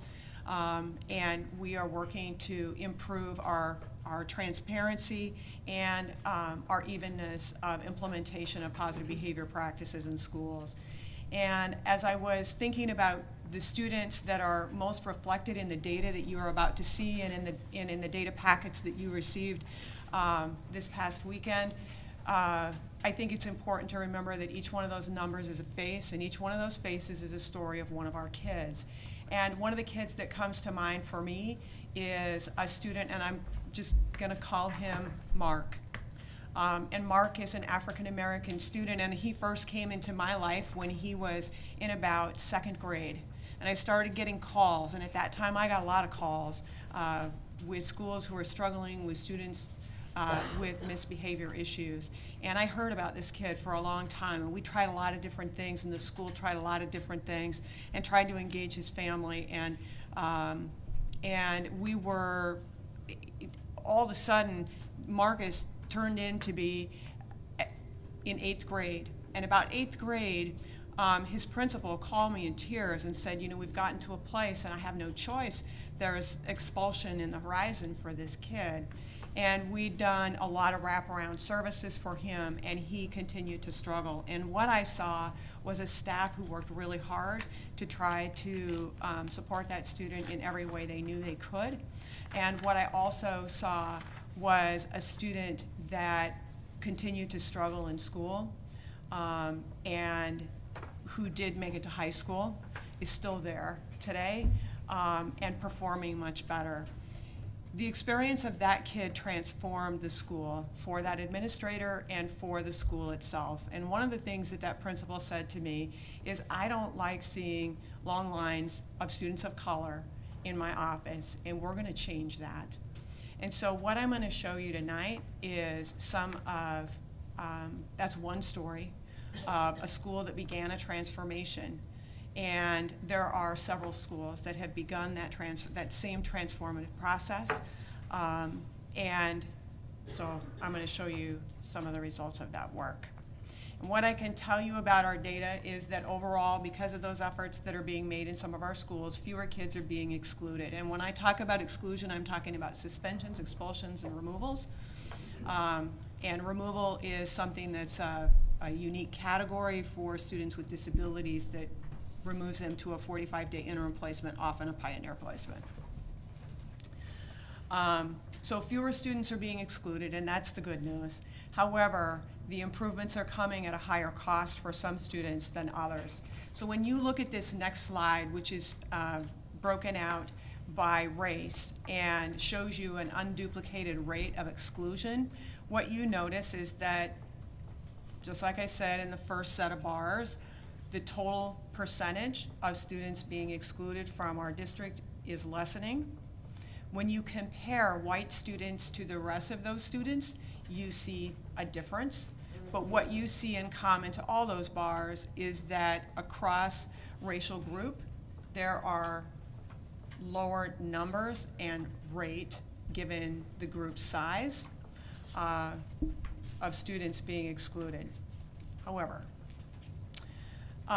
when you look at that data and compare it to the proportion of white students being excluded, what you see is we haven't reduced those exclusions enough to eliminate overrepresentation by racial group. So you see in the first set of columns there, African American students being 4.1 times more likely to be excluded from our schools than white students, and so forth through the other groups. So why are students being excluded from our schools? Students are being excluded for these reasons. And these 5 reasons, which are fighting, disorderly conduct, threat, intimidation, insubordination, and battery, as you read from left to right across the screen. These are the 5 reasons that make up 70% of the exclusions that we see in our schools. So you'll notice there's some actual number counts at the top of those bars, and those are duplicated counts. So a student may experience more than one exclusion or suspension or other type of mixed type. So what are we doing to try and change this data and in fact make the changes that you have seen? Is that we're ensuring common goals of decreasing exclusion, and the first step has been to increase accountability, and that work has been led by Superintendent Smith and the Chief Academic Officer, Sue Ann Higgins, who continually monitors progress of the schools regarding their disciplinary data. She is having regular conversations with our regional administrators, who in turn are having regular conversations with our schools regarding school climate and disciplinary issues. Regional administrators are also having conversations with principals prior to the expulsion of any student. There has been no financial cost for this. This has just been a shift in priority and in focus. Additionally, we are implementing positive behavior interventions and supports in 36 of 85 schools. There is a cost per school, and you'll see that on your screen of $3,078. We do some pull out of our staff. We pull out teams of within these schools, and provide team-based professional development. And then that's followed up with our positive behavior intervention support coaching staff, whose job it is to build the capacity of the school to implement with fidelity PBIS and to do teacher training and other staff training and coaching. They support those 36 schools. In addition, they also provide consultation to the remaining schools. You see some cost up there as well. There are 7 coaches at a rough cost of $900,000. Evidence-based classroom management course is a 3-day off-site course offering for our teachers. So far, just this year, we've trained 410 teachers, 11 counselors, 33 administrators, for a potential impact of 11,550 students. The cost that you see there is the cost that we pay for sub-costs. The PBIS coaches provide this training and support. They provide on-site coaching for teachers to be able to take this theory into practice in their classroom, which is paramount to them being successful in improving outcomes for our kids. Additionally, we have intervention services, which are alternatives to exclusion. We have Insight, which is for students who have violated the district's alcohol drug discipline policies. We have a major suspension program to help students and families and schools create plans for success so that students can change their course and receive services supporting more positive behavior in schools. And we have a delayed expulsion school counseling center. All of those programs in total, you see about $475,000. We have numerous partnerships, as you've heard some about tonight. We are developing our restorative practices in schools. We're working with Resolutions Northwest and our partners in CEP to implement in 3 sites restorative justice. This is funded in a variety of different ways through the Northwest Health Foundation, through some shared funding by Multnomah County and the City of Portland. We're implementing 3 different models, trying to find one that is most effective in schools given their current structures and supports. One of the things we're learning is that restorative justice works best when placed in tandem with PBIS. So there has to be some sort of fundamental structures in place to reap maximum benefit. We have had restorative dialogues. You heard from Sheila Warren tonight. She has spearheaded that work in some of our schools. The purpose of restorative dialogues is with our families of color to restore harm caused by institutional racism and relationships that are hindered to the point that it makes partnership difficult. And we've seen some extremely powerful results of that work. And again, there's not been a direct cost to us at this point. And to be very honest, I find Resolutions Northwest, they've been very helpful in our student conduct and discipline meetings that we have in working with our administration. There's been a tremendous volunteer effort to keep that work going. So what do we need to do to keep our work moving? Is to expand our PBIS efforts district-wide, allocating resources sufficient that we can implement with fidelity. We've been implementing pieces of PBIS for a number of years, and what has changed recently is our ability to maintain a higher level of focus, and that's vital to the success of our implementation in order to change the data outcomes that we have just looked at. To continue the evidence-based classroom management for teacher, I've recently been conducting interviews with teachers and heard some pretty powerful statements from them about how this work is helping them use fewer punitive practices, more positive practices with students, and to increase the amount of student focus on instruction, to have administrator PD in positive behavior supports and interventions, to add restorative justice as schools are ready and resources are available for us to be able to do that. We need to establish a central hearings officer. We are the only district in the state that has expulsion hearings conducted by their principals. And for many reasons, that is not necessarily the best practice. We would argue that there is a possibility for more equitable outcomes by having a centralized hearing process. We also need to improve our current disciplinary data system so that we can make improved decisions and have greater accountability regarding our disciplinary outcomes. So those are the top 3 bullets to keep us moving forward. And with that, I'll finish up. Thank you. I'm sure we have some questions. I bet. Time for a discussion.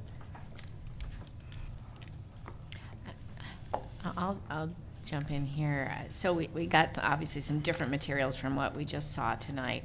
So thank you for that information. But in looking at the materials that you provided to us for our preparation, there was some data on cohort versus non-cohort schools and Yes. PBIS, and I wasn't exactly overwhelmed by the difference in results. And so I'm a little, I'm wondering where the evidence is that PBIS is making a difference for the investment that's being made.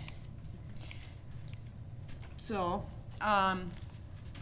when you look at the cohort versus non-cohort data, what you see is that the cohort schools, those schools who are currently participating in PBIS implementation, they started at a higher rate of exclusion. So you're looking at exclusionary data. That's what your slide showed. So they started with a higher degree of exclusion.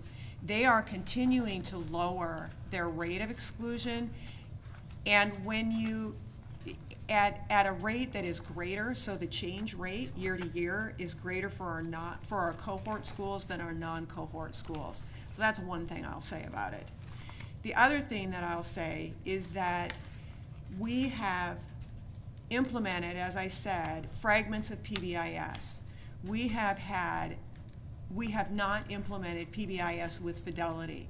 So PBIS is a evidence-based practice that, when implemented with fidelity in a culturally responsive way, changes outcomes for students.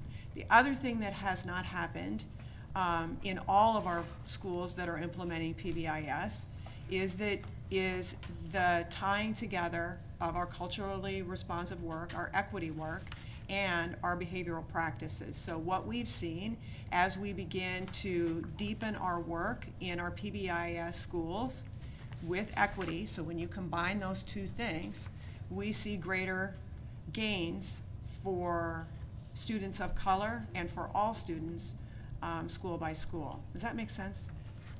Yeah. So there's a combination of factors that have to happen. And when I talk about the change in fidelity, when you look at the 3 years of data that I shared with you, what you don't see is this year's data. And I wish you could, because So do we. our greatest change, I'm going to anticipate, is within this academic year, because that's when our greatest amount of resource has been expended on PBIS implementation. This year is also the first year that we've had the degree of accountability to schools that we have right now. So that first piece that I shared with you with the CAO and the regional administrators, that didn't happen before this year to the extent that it's happening now. So we have a ways to go to improve our effectiveness of implementation. I'll be the first to tell you that. But I also see some gains, and I understand very much your question. Okay, so go ahead. I just want to piggyback on that. So not to play devil's advocate or not to, It's okay. I mean, if I look at the non-cohort group, and again, I wish we had this year, of course, non-cohort group for middle school versus cohort group, the percent of change in the 2 years that we had for the 3 years was 4.7% decrease, and the change in the cohort was 5.2%. So there's a 0.5 percentage point Change. better in decrease by the cohort. And again, I think that emphasizes for the investment. And then if I look at the pre-K-8, the non-cohort is 15% decrease over the 2 year, over the 3 years, whereas the cohort got a 15.2. So I mean, it's 0.2%. We can say that have a better rate of decrease, but it seems rather small. Am I reading that right? You are reading that right. Okay. One of the things that, so let me talk about the data and data utilization or data quality. So when I look at our suspension data, I think that I have pretty high confidence in our suspension rate. I know that all of our schools are lessening that overall rate. And I can't really speak to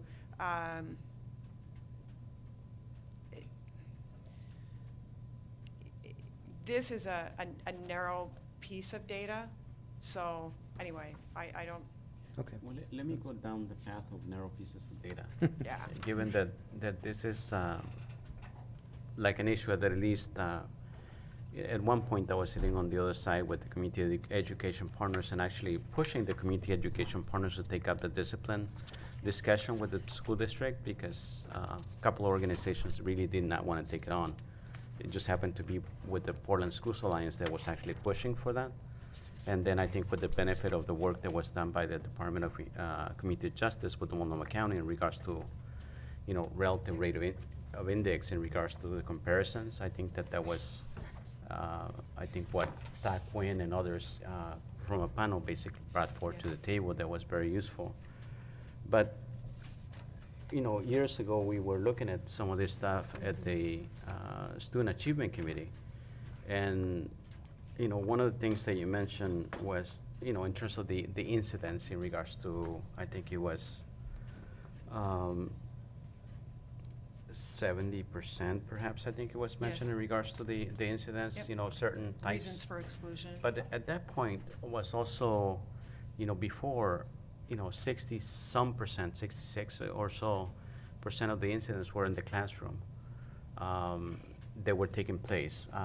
And the other part of it is that at least, and perhaps this is what speaks to the fidelity of implementation, the teachers participating in these trainings were not necessarily the teachers that needed the training the most, from my understanding. What we were seeing, because it was voluntary participation, rather than look at the handful of teachers that were getting, the majority of the referrals to the principal, actually participating in this thing. Has that changed at all? So one of the things that's changed from that earlier time is that we had school-wide PBIS training. And for the last 15 years, Portland Public Schools has had something to do with PBIS. And it originally was taken on by some schools who read about it, knew that it was at that time, promising practice, and tried to put some of those elements into place on their own. We gradually, over time, supported that to greater and greater extent. But that was just the school itself, not the teachers in the classroom. So any support that the teachers got was really based on what the school themselves could provide. What's changed in recent years, the last 4 years, is that we've added a classroom management training course, for It's evidence-based classroom management is what we call it now. We use a curriculum or text called CHAMPS, which is for teachers to take, and it's an 18-hour course. So that allows teachers to be referred there, teachers who may be identified as needing to have additional support. It's a resource for them. It's also a resource for teachers who are awesome teachers and trying to improve their game, if you will.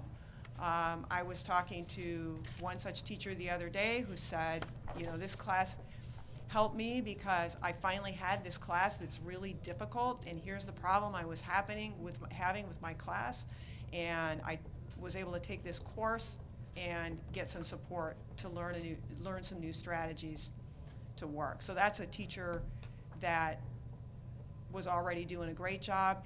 There have been teachers on plans of assistance who we've been able to, through training and coaching, improve practice, and also have conversations that are very candid and direct about the identification of students of color over white students in classrooms for misbehavior.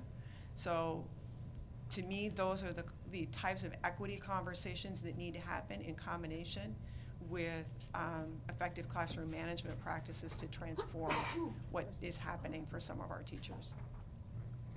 I mean, I see that, you know, I think what we were looking at, I mean, we're looking at 3 years or so, but I mean, you mentioned one of those differences that it makes. I mean, I keep thinking back to when we were having the discussion of student achievement and looking at Grant High School in particular, yep, where the, you know, rate of index in regards to the difference between referrals and, you know, suspension, expulsion, it was 14-1, if I recall, yep, from African American students and white students, and I see that drop to 4. Is that correct?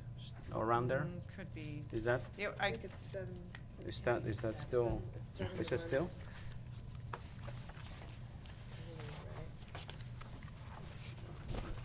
So here's grants rates.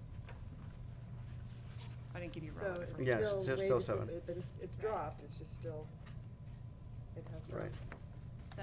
So part of what is strong, what is a strength of relative rate is you're able to take a look at racial groups as compared to white groups. However, when you're looking at a white population that has 2% that's reduced to 1%, and you see an African American exclusionary rate that has changed from 14% to 7%, that is a huge shift in exclusionary rates for African American students. That a 7 times relative rate doesn't necessarily tell the entire story of. So it's important to hold both in our conversation. We are always looking for both, first of all, what is the overall exclusionary rate, and is that going down? And then secondly, what is the relative rate, and is that close to 0? And those are the 2 areas that we are most in conversation with our regional administrators about, and they are most in conversation with principals about. And when you look at the number of students involved to create these percentages, the number is small. And so that's where, when you look at this data, it becomes very important to look at those numbers and to look at, to bring the story, as I always say, to the data. So we have a deeper conversation about what's driving this picture that you're seeing here on the slide. So those numbers are relatively small, but like what we're looking at right now, Grant High School, we know there's a greater than 2% or 1% of white students at that high school, right? So we know 1% reflection in this is disproportionately low for the total number of white students within that school. Because it's 1% of white students in that school. Right. but we know where how many African Americans, what's the percentage of African American students within Grant High School? So the way this rate is calculated Right. is based on the size of the group itself. Right. So it's 7% of that group. Right, right. So, Whereas 14% of African Americans were excluded Mhm. 3 years ago, 7% of African American students were excluded last year. right. And they are what percentage of the overall population of Grant High School? That's my question. This doesn't, and that's, Thank you. I don't have my book handy, sorry. the data is really, there are definitely some holes in this for us to understand the picture. And one of them is, what kind of percentages in given schools or in the overall population are the different groups, so that you can understand the rates of exclusion. And the other is understanding this chart and some of the other charts, because I didn't, until you said that just now, understand that it was 14% of African-American students who had been excluded in a year. And so your data is difficult for us to understand, and so we need some more clarity in that so that we can have a more intelligent conversation. And be Okay. better prepared. We apologize for that. I think one thing that might be helpful as well, while we're speaking about the data, is to walk us through, I think the discipline days, that's a new piece, correct? That you're adding, Yes. a new dimension that you're adding? So can you walk us through, and that's the charts, there's the 7 pages of them. Lost classroom instruction due to discipline. So can you just walk us through the methodology of that and what those numbers mean? Yeah. Because there's some I'd like to know really that. horribly high numbers, and I'm assuming that relates to repeated incidents and how these are built up. So this is duplicated, so this is you're not seeing anything connected to individual number of students. You're just looking at when you take all these suspensions, expulsions, and removals and look at the length of those as they're recorded, put them into one bucket, they total 13,591 days. And when you break that. That's an astounding number. Yeah. Right? I mean, Isn't that's an it astounding astounding? number. Yeah. As we What s- is astounding, I mean, I'm sorry to interrupt you, look at the K-5, K-8 numbers. In our K-5s, we have lost 1,100 instructional days last year. Right, I mean, when we grades talk about K through how 5. important instructional days are, and I Right. see those numbers, Right. I'm struck at our pace of changing this. But if you start with the first chart that you provided us, and you look at Which is this one? You start from, so we have it in a different form, but you start from K through 12. So it's really obvious, before I got to a slide in here that said it peaks at 8th grade, obviously that, you start looking at the numbers, and it's those middle years. So, how are you focusing on those middle years? Because those are obviously critical years, and that's Very where critical years. things go off the tracks. So we're doing for a lot of a kids. couple things that I'll let Tammy speak to as far as some of the work we're doing with schools. But one of the things that I would speak to is trying to be more accurate in our data capturing as well. So for example, at one of our middle schools, we used to have a room that was called Room 401. 401? 401. Oh, Room 401. Room 401. And if you were a student who was in trouble at that middle school, you would be sent to Room 401 for 1 day, 2 days, 3 days, and you would not show up on any suspension or expulsion counts that we take from that school. So part of what Tammy and I have been working on with our administrators is understanding what exclusion from learning is. And that a Room 401 is actually a suspension out of the classroom. And there is no more at that school. There is no Room 401 anymore. So numbers are getting more accurate at the same time as we're trying to reduce them. So that's one thing I want you to know is changing about the data. We believe we're getting more accurate data right now than we've had. But go ahead and speak to what we're working on in the middle schools. So with our middle schools, Well, it's not just middle schools, middle right? It's grades. middle grades. Middle grades. And slicing and dicing the data so that, those charts which show K-8s, I think it'd be more helpful to be talking about middle grades rather than middle schools and K-8s, because it would be more accurately to talk about where the challenge See really where is. those middle grade, yeah. Or unless there's improvement in K-8. I'll just say, I'll try and do a really quick PBIS lesson. And positive behavior interventions and supports is a continuum of supports and interventions that are intended to be, first of all, flexible, culturally responsive, and targeted to meet the needs of the individual school. So it's basically a framework that that schools put together to serve their students. And they begin by, first of all, having a data-driven process to identify when students are struggling and to apply interventions when they notice that behavioral distress. And what has been a long practice historically in our district is that there was a pretty small toolbox that schools had and that teachers had in classrooms, and if teachers couldn't solve it, there was, what we saw happen is that, we would refer students for special education services. So we had a pretty knee-jerk reaction for a long time. That was the way that students got additional supports. As we try to shift practice now, what we are doing is to help our schools identify and know evidence-based strategies to intervene early and implement those in their schools. That is incredibly important, to have alternatives to helping students change behavior and reduce exclusion. So that's sort of one set of practices that we're supporting schools in.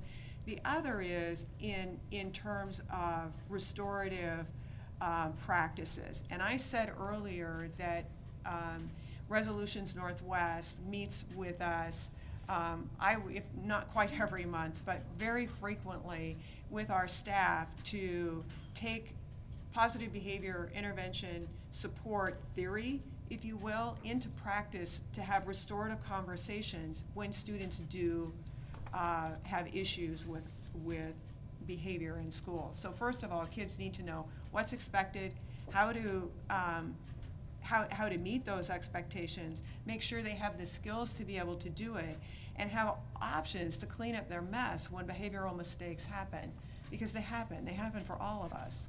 So it's a skill set that we're helping schools develop and work with our students, particularly in middle grades, as an alternative to exclusion. I think the other piece that I wouldn't want left unsaid is our racial equity work. So when you look at the big five that make up the 70% of referrals that lead to exclusionary discipline, insubordination is one of those big five, and we call that a soft category, in that it's very difficult to define. If I were to ask each of you, how would you define insubordination within the classroom?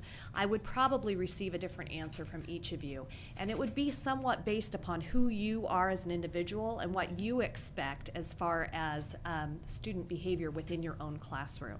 So part of our racial equity work is recognizing as instructors, where do we come into the classroom? Where do we bring race into the classroom? How are we interpreting what's happening with our students in the classroom? How can we change our instructional practices and our behavior to better engage students in a way that keeps them involved in classroom conversations and discussion, and doesn't lead to behavior that I as a teacher may interpret as insubordination. So that has been a big piece of conversation that is hard to have around a tool that people have had in their pocket for a long time. It's a difficult tool to unpack and discuss. Can I comment? So I think just that I really appreciate the discipline days piece of data. I mean, it's we haven't seen that before, I don't believe, and it's truly horrifying. So I think it's really important, and I really appreciate you bringing it forward.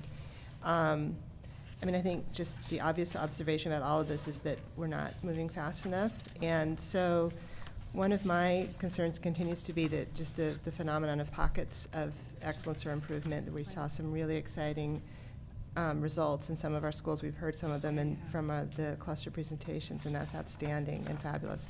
And hearing that the superintendent and the chief academic officer are, and regional administrators are holding principals more accountable, but it doesn't strike me as being enough. I mean, I'm still hearing a lot of voluntary, self-selected, partial, so it's how can we, yeah, and how can we have seen these isolated instances. We've had this amazing partnerships with community partners, community education partners, and restorative justice and other pieces. So I guess it's just, in addition to the obvious piece of more resource that and just going through the budget process, but just in terms of the no-cost culture change and urgency and prioritization, I just really want to put that out there for the superintendent and everybody. Just how are we going to ensure that this isn't a pocket, an isolated areas of improvement, but that it really is something that we're holding principals and teachers accountable for. So that's my broader concern and question. And I had 3 little specific detailed questions. Just one is there's a report at the end, sorry, it was the one, the student discipline, there was the PPS response to the 2012 Multnomah County report, and there were just a few things called out in there. I just wanted to ask about some of them because this is a report from 2012. So there was reference to a discipline rights video for parents that was going to be looked at to happen this year. Did that happen? It or has is that not in process? happened as of yet. Is it in process? Is it going to happen? This was an idea of having a video that parents could look at to understand their rights and better advocate for their children. We have not moved into a video. We're having conversations about resources for parents and developing some language about it. I will tell you it stayed within our department so far, and it's on our hope to finish up before the end of the academic year. Okay, and we also lost our ombudsman in the budget process, which is another. And who I consulted with about that idea, but anyway. Right. And then doesn't mean the idea shouldn't move forward. And I apologize if I've lost the thread on this with the different reports and data we've gotten, but the Community Education Partners results, a report, have we seen that? Do we have that? Am I just losing the thread on that? Say that again? Wasn't there a report from Community Education Partners, or am I just maybe missing the boat on that? No, I think perhaps we have a cohort of schools that have worked with Community Education Partners, a smaller cohort of schools who have worked with CEP. This year that cohort shrank a little bit, shrank a little bit. From 10 to 6. From 10 to 6, in an effort to both make sure our partnerships were tighter and make sure that we were able to provide the support to the schools that we needed to provide to actually result in the change that we wanted to have happen. So you will see at the end of this school year results from that cohort work. Okay, great, thanks. I guess I've been anxiously awaiting it, so I just want to make sure I hadn't missed it. And then just my last question was just around the central hearings officer. Is there any barrier toward us making that change? Is that a resource issue, or what's the? So I'm going to say numbers of the things that are consistency issues, or how widespread is it, where we tend to do pilots because it's what we can afford to do as a pilot. So restorative justice, where you've got 3 sites and it costs us, actually each site costs us a different amount of money, and we really looked at, are there ways that we can then and a readiness factor of how deep are they in PBIS to be ready to make a restorative justice a effective next step. But we have been talking about, are there ways that we can seed growth of that, because it's been a very successful practice. I think but yes, when you're seeing things that are like partially rolled out, it's largely what's our affordability. I think the thing that's most striking is the thing that were the no-cost accountability measures, which have been really, I think, building a consistency across our regional administrators, and in that about what are the regular conversations that are occurring with principals on a short list. So it's not like an enormous list, it's a short list of things that are the highest priority that are happening on a regular basis. And that discipline has just been constructed and really in place over the last year. I think some of those things are the things that we're really saying, how are we going to start getting consistency across the system? I mean, for example, are principals being evaluated on their relative rates? Is that like, is there specific discipline data that's in their reviewed as part of their evaluation? Principals have a group of data that they review each month with their regional administrators, which is part of what the regional administrators use to conduct evaluation, and relative rate is a part of the conversations that they're having with their principals. Sorry, go ahead. I just want to follow up on that, because I was talking at one point, I was visiting a middle school, and to Director Gonzalez's point, I mean, he was really clear that the disproportionality was coming from a few classrooms, that these students would move from classroom to classroom, and it were certain teachers who were having a trouble connecting or having, we'll call them tools, having other tools in their toolbox other than excluding them. And it seems to me that our current evaluation system would be able to flag that or identify that as a concern, as not being culturally competent. And so, but when I was talking with the administrator, it didn't seem that that was a tool that he was applying in that way. And I guess I was confused on why, if that's being discussed at a regional administrators and he was able to identify it, not share it with the whole staff, which I can understand why we wouldn't want to call out people's discipline practices in front of their peers. But I guess I didn't understand why we wouldn't be applying that through that evaluation system, both to his evaluation and then through to the instructors. Do you have any insight into that? I mean, I could go back and ask the That would be administrator. confusing to me as well.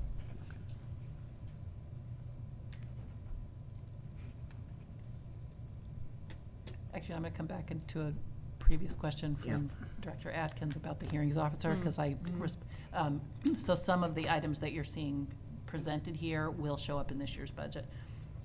But, so period. So is it a single position? It's a single position, and it's really having somebody who's not the principal, who's like a third party, more objective, single person who is conducting discipline hearings as opposed to the principal doing it. Yeah, and just where, in terms of looking at best practices, where it's a position we can add that we think will add more equitable set of eyes, hearing I mean, things.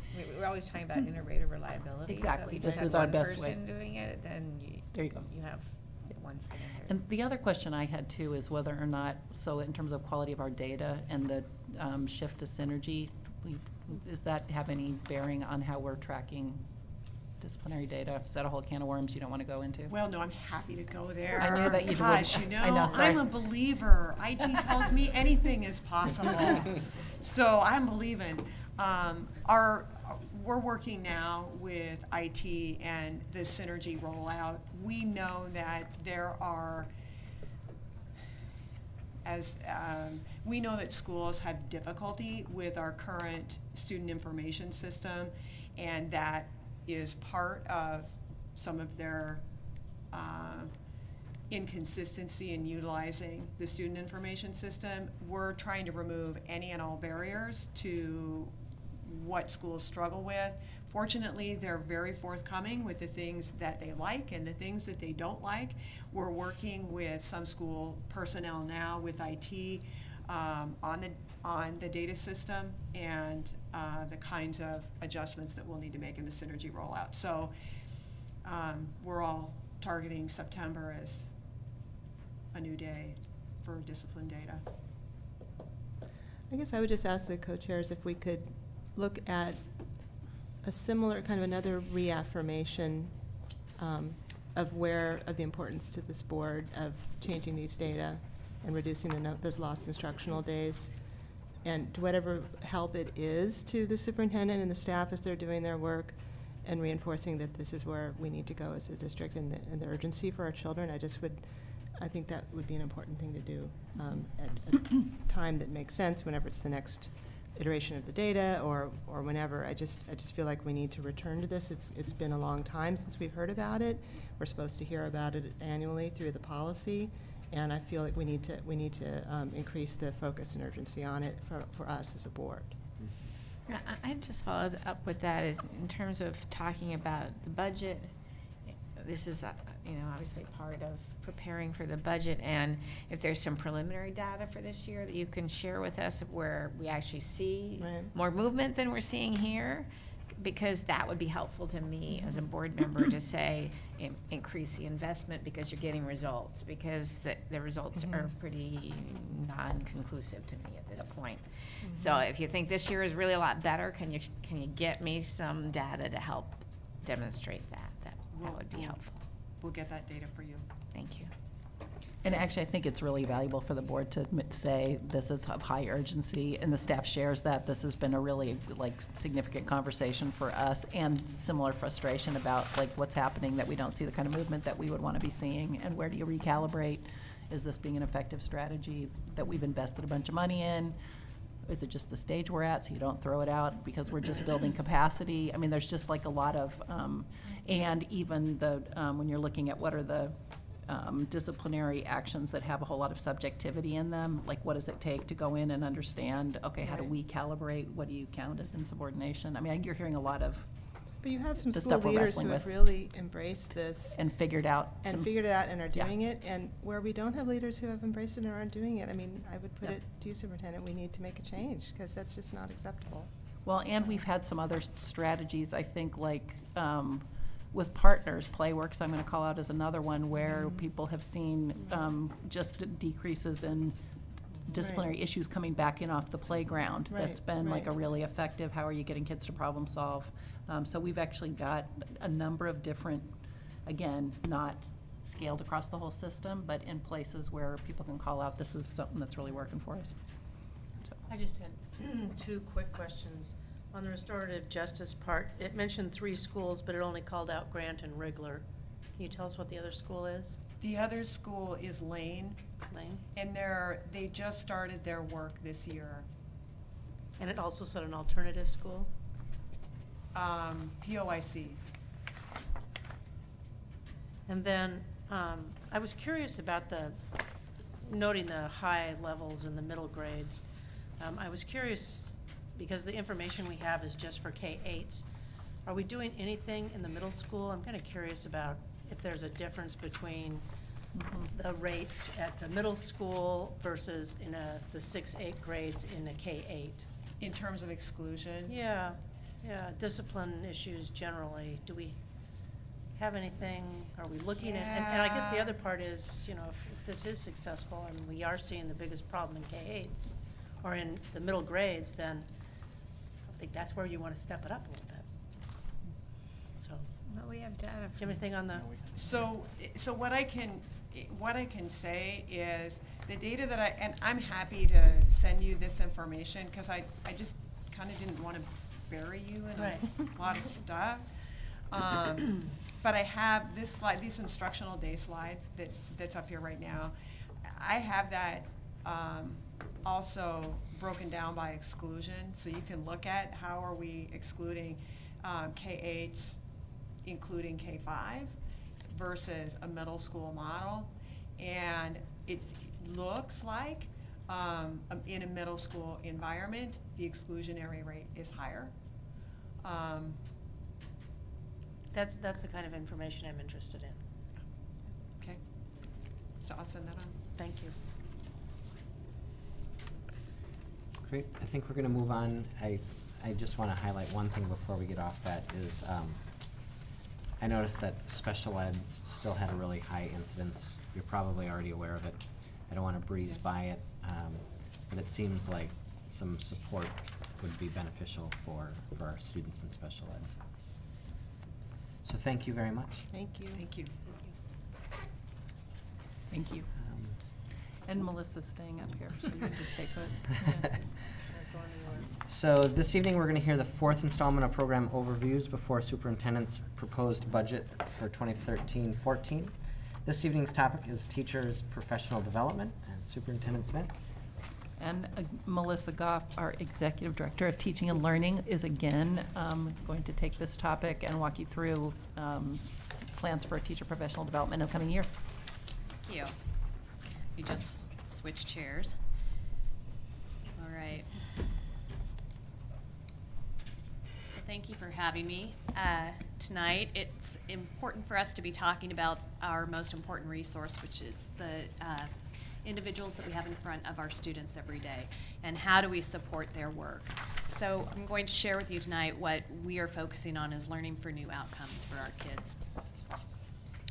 First, our work is focused around our district strategic plan, and all professional development should be building effective educators to really have rigorous and relevant programs for all of our kids. And that includes the individual supports, and that includes collaborating with families. All of that should be inclusive. And that's how we hit our milestones and our policies. So these are different areas where you may see, you've seen these before and you'll see them again. These are really building blocks to an effective education, and these are all different areas that we emphasize within PPS or within any strong school system. And all of these areas are areas where we currently provide professional development. And we do this to close the racial achievement gap and to raise achievement for all students. So I'm going to share with you tonight a little bit of some summary from research, and then I'm going to share some survey data as well. So first, from research, Learning Forward is a professional organization made up of about 40 different smaller organizations. They used to be called the National Staff Development Council. They've done an amazing amount of research into what works for professional development. And here's what makes a difference for learning. When adults learn in learning communities, when they're given leadership, when they're given the resources that they need, when they're looking at data to inform their next steps, when they're paying attention to how they design the learning for the child, when they're looking at different implementation strategies, and when they're focusing on outcomes for kids. So these are all areas of emphasis that we want to make sure we're emphasizing within our professional learning. Edutopia is part of the George Lucas Educational Foundation. They're really on the cutting edge nationally of education reform. And in two specific areas, I wanted to call out two strategies that they really emphasize. So one is that the human touch is the most important part of any professional development model. So when you are thinking about strengthening what happens between a teacher and a child, we need to think about strengthening what happens between the teacher of the teacher and the teacher.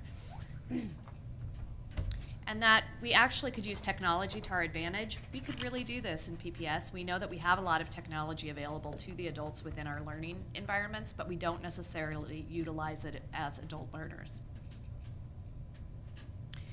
And then last, from the Oregon Department of Education, around essential skills professional development. They have really talked about 3 areas that they would like to see districts focusing on to make sure that staff have the support they need for all of the students to meet the new diploma requirements. So really building background knowledge for staff around the essential skills, helping again around assessments, which you saw in a couple slides already, and again looking at data teams and professional learning communities and strengthening that work. So hopefully you're starting to hear a pattern across these multiple areas. So here's how professional learning looks in PPS this school year. We have equity professional learning communities on our late start Wednesdays. That's when most of our schools are doing their equity-focused work. We also have what we call job-alike professional developments. We have those one time a month. They are for teachers who teach either the same grade level or the same subject area to come together around that grade level or that subject area in order to learn more.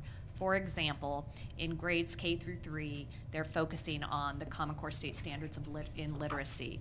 In grades 4-5, they're focusing on Common Core State Standards in mathematics. We also have mentor coaching happening this year for new teachers. You heard a presentation on that already by Lynn Shlom-Ferguson talking about the effectiveness of the mentor coaching program with our newest teachers.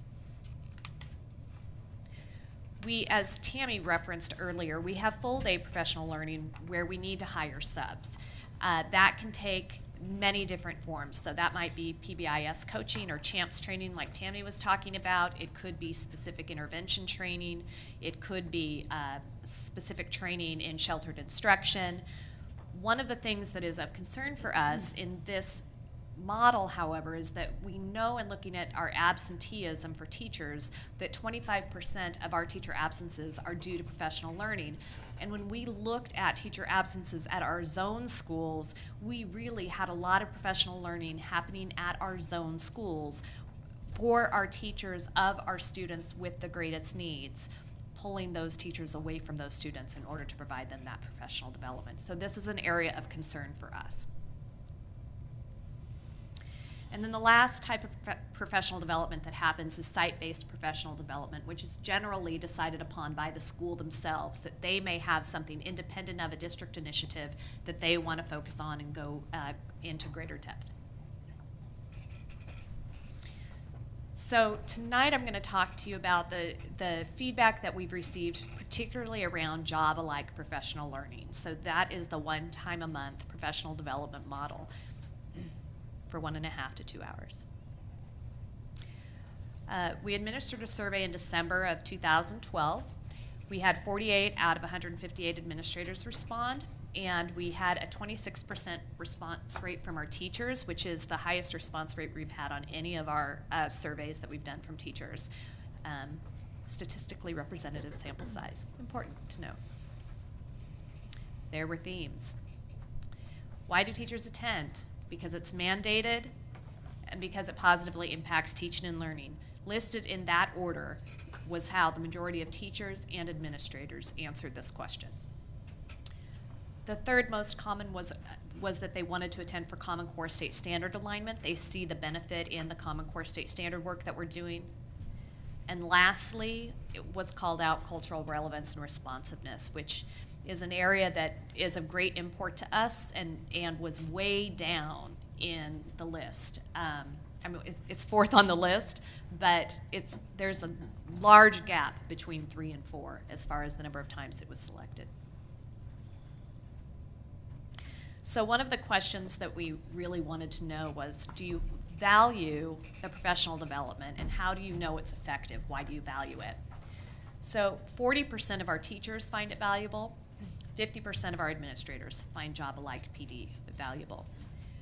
Those aren't percentages that we find to be heartening. That's 40% of the 26% that responded, right? Of the statistically significant representative sample, correct, okay. So how was professional development effectiveness measured? So there are the two major ways that both teachers and principals reported they know professional development is effective. So I know professional development for my teachers is effective because I observed a teacher in the classroom, because I was told so by a teacher. So informal teacher feedback is that I was told so by a teacher, observed a teacher in the classroom is observational teacher data. We had very low percentages of either teachers or administrators who were answering this question with student data. That, to me, as an executive director of teaching and learning, is a real concern, because any of our professional development should be tied to student outcomes, and both teachers and administrators should be able to say, I can see shifts in my student outcome data as a result of the time people are spending learning. So we had several themes for improvement. Teacher leaders facilitate learning as a request. Teachers and administrators would like us to capitalize on the professional learning communities work that we've already seeded through the Nike School Innovation Fund, PLC work. We need to differentiate for our different learning needs and styles, just as we would expect that to happen for our students. We need to really build in time for collegial talk. We need to give teachers the physical resources that they need in order to be effective. And we need to use data from our last professional development session to inform our next, just exactly as we would expect a teacher to be doing within their classroom. Finally, a unique request is specialists, so ESL teachers, special education teachers, autism specialists, speech language paths, school psychologists requested time to meet together. They don't have enough time to do that, and they would like to have more. So some themes that we saw for consideration as we plan forward from here. One is our modes of communication. This is the most common feedback I receive from the field. I've been here 3 years. It's been on my list all 3 years. So communication is not yet a strength of our departments, and it's an area that we need to improve. We need to take a look at whether our professional development is actually meeting our learners' needs for cultural relevance and responsiveness. We really need to take a look at what's available in web-based resources, and there is quite a bit available that we have not yet taken advantage of. It was clear through the survey data and that we need to open the conversation again around full-day professional development learning. Full-day learning, there's something unique that happens in a full day of learning together, where you're able to have the time to turn and talk to colleagues and put into place some of the planning that you're discussing during that day. We don't have those days except for before the school year starts. So job-alikes are all we have unless we are subbing people out for professional development. And that means we're taking teachers away from students, and the students are with a sub.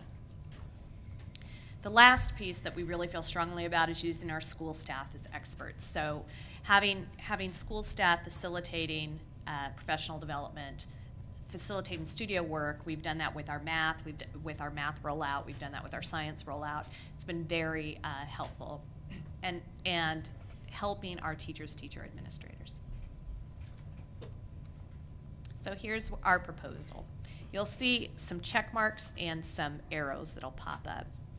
So looking at our model currently, both what has the greatest impact on student learning and based on what the field is saying they would actually like to have, we make the following recommendations. And so when you hear we, please hear the offices of teaching and learning. So that includes instruction, curriculum, and assessment, special education, dual language immersion, English as a second language, student services, new teacher, mentoring. That's it, I think. Yeah. So the first two big ones are to shift away from the job-alike PD model. We are not finding that that is a good use of our resources and time. Staff are driving to job-alikes. We did redesign it this year so that staff have job-alikes more in their geographic area. So job-alikes are now in 4 geographic areas of the city. Even that leaves teachers from schools such as Skyline and Forest Park quite a ways away from wherever they need to attend a job-alike, and they end up missing out on the professional development that they could be receiving. The other is to take a look at the DataWise PLC process and really lean into that and emphasize it. We have a majority still of our staff who have been trained in the DataWise PLC process. We need to use that to our advantage while we have that majority and find opportunities to maximize our PLC learning. And that would, both of those moves would both align with research and align with what we're hearing from the field. Another piece that we would all collectively recommend is that we build on our effective practice. So as you heard from the teacher mentoring program, that has been a very successful program for us, both for our mentors and our mentees. So those who are coaching new teachers are getting as much, if not more, from the process as our new teachers themselves. It is an iterative process where the learning is paying off just in huge amounts for us. And we're seeing student results. So what would that look like? Well, you could have one coach with 15 teachers. That's what it currently looks like in the new teacher model. So if we had one coach for 15 experienced teachers, you would have an impact of about, if on average, each teacher influenced 30 students, you'd have an impact on about 450 students. Now, we know that 30 isn't exactly a correct number, because if there's a high school administrator in the room, they know that their teachers teach more than 30 children every day. So when we take a look at one coach coaching 15 teachers, we know that the impact that we're going to have through that one coach is more than 450 students that we will be impacting through that instructional coaching model. And so if we were leveraging for maximum impact, the minimum would be this. If you took 15 instructional coaches, you would be impacting 225 teachers with ongoing professional development coaching that happens for them 90 hours throughout their school year. And they would be influencing 6,750 students minimum. That's if none of those teachers taught at the middle level or taught at the high school level.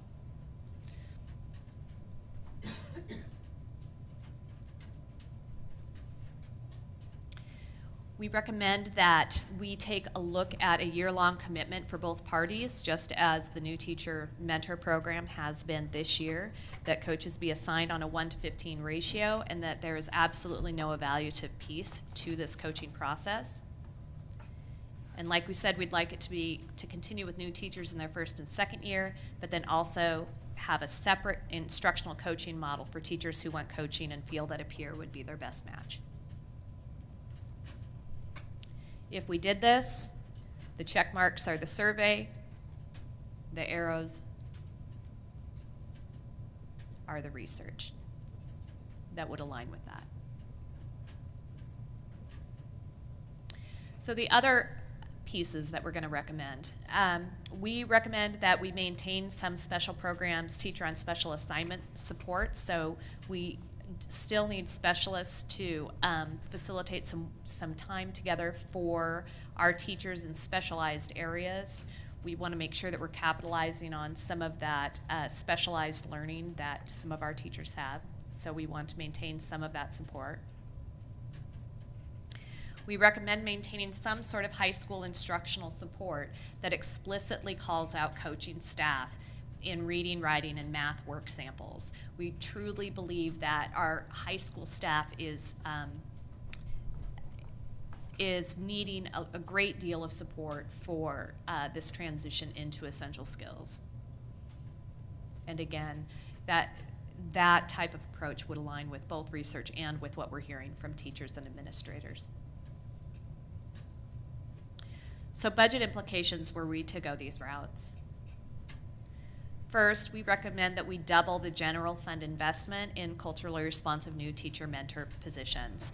So we have made that recommendation through the budgeting process. Second, we believe we should look at our federal dollars that are allocated through Title IIA, which are our professional development dollars. They must be spent on professional development. We recommend significantly using that money, significantly assigning it to instructional coaching. We believe that we should be taking a look through the staffing process at investing in culturally responsive high school instructional support. And we think we need to look at some alternate ways to manage some of our centralized work around such things as managing adoptions and administrative coaching. And that's it. So, any questions?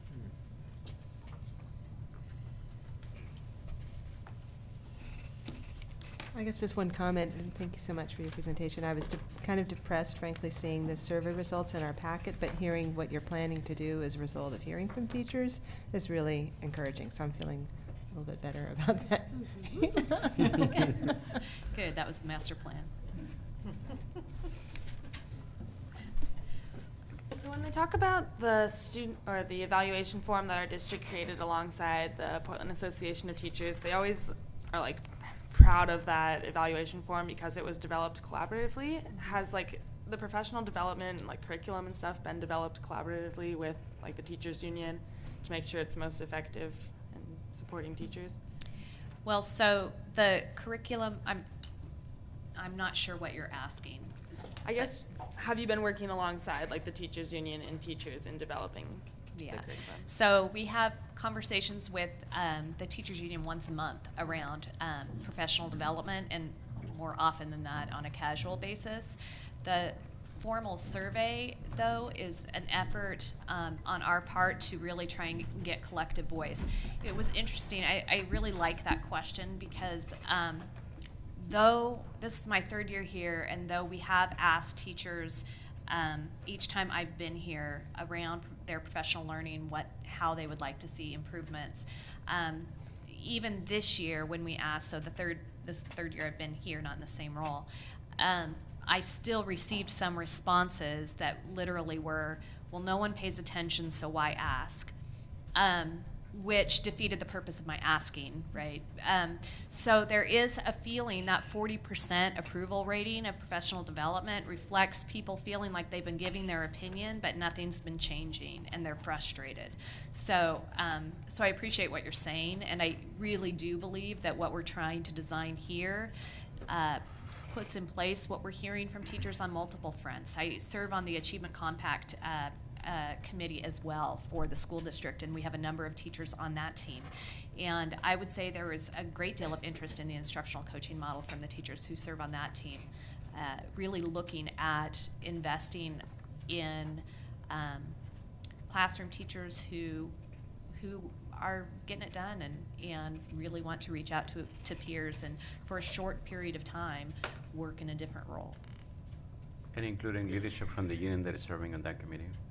So I guess, you know, it was, I think, great in regards to the presentation, but the other part, and this is like, you know, come back to the superintendent on this, is that,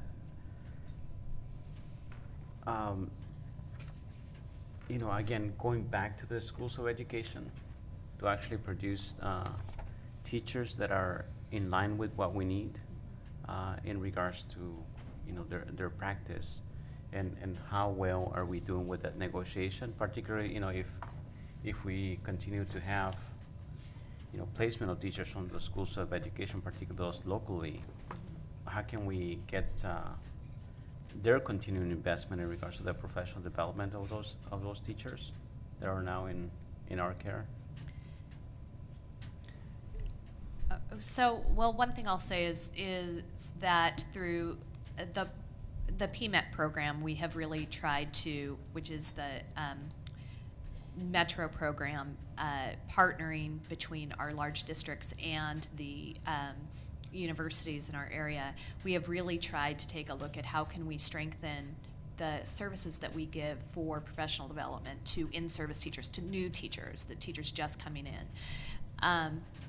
And we have most of our teachers aren't new teachers, aren't new hires. So how do we provide the professional development through our university systems in concert? So right now we have our job-alike professional development, which isn't highly rated, but does afford teachers an option to receive credits from Portland State University, and there's an equity component of that work that is required work for any teachers who are choosing to do that for credit option. So part of how we're looking at trying to shift what happens for our teachers with the universities is to stand alongside them and say, here are things that we find essential and important as Portland Public Schools employees. So, and I'll tell you the other thing, and I've said this one before, but I just went to a school staff meeting this afternoon where we had one of the cohorts of student teachers, where part of what we've been trying to do is not place individual teachers just as one-offs, but really match a whole cohort from one university with a school, so you end up with a really different type of engagement with the school on the ground, understanding what their student teachers need and what that school needs. So it's a little more of a, I mean, because this is all about deepening understanding and of what the needs are.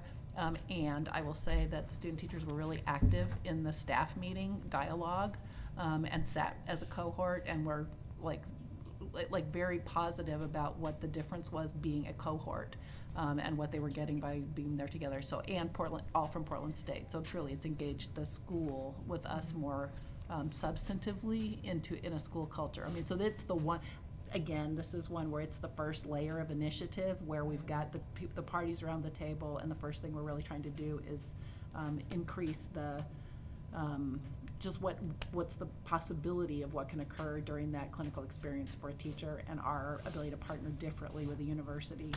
So it's a starting place. But I saw it in action today, so I was kind of jazzed by that. Yeah. That's really great.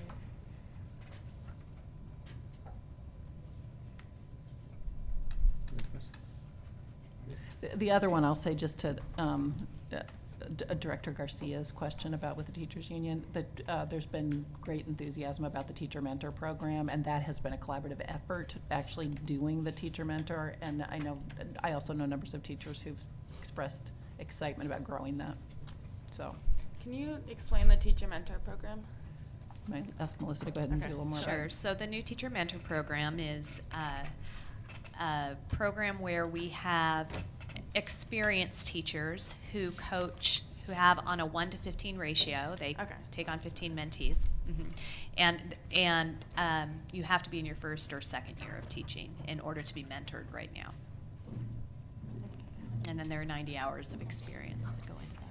And if I'm remembering correctly, the mentor teacher had to have recent classroom experience. The mentor teacher has to have recent classroom experience, and they have to go through pretty rigorous training, both our equity training and the new teacher center training as well, around coaching and instructional coaching for adults, which is different than what happens in a classroom at times.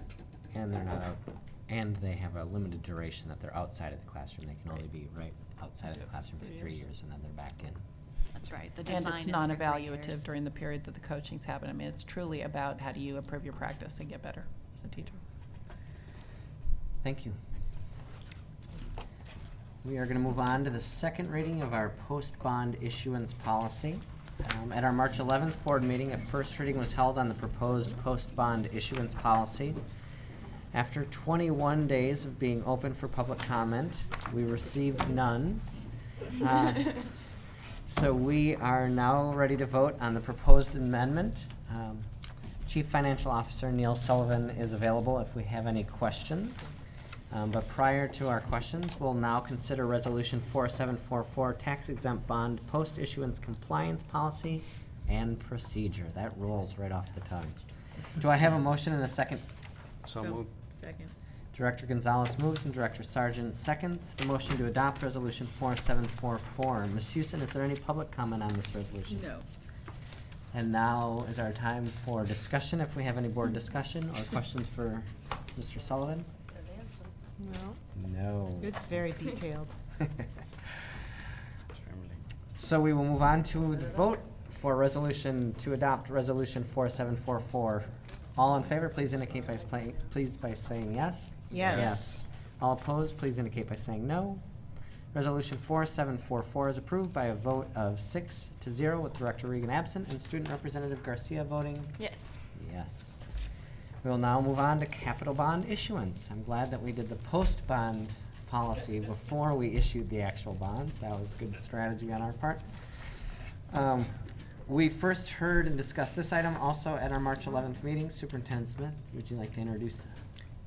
David Wind, who's our Deputy Chief Financial Officer, will walk us through this resolution. Thank you. Thank you, Superintendent Smith. This is the item that you reviewed at the work session. Seems like a long time ago now. And I did just, one of the things attached to the resolution is a schedule of events, one of which says on April 2nd, Moody's will issue a bond rating. Moody's actually issued a bond rating for us today, so we're happy to share that information with you. They've rated these bonds AA2, which is what we were hoping for, and just for some frame of reference, AA ratings are judged to be of high quality and subject to very low credit risk. So we're excited about getting this rating. So that's news that they published today. So just on this front page, it lists 4 different there's 2 different series, it looks like, and 2 different ratings. So what does that mean? It says AA2 and AA1.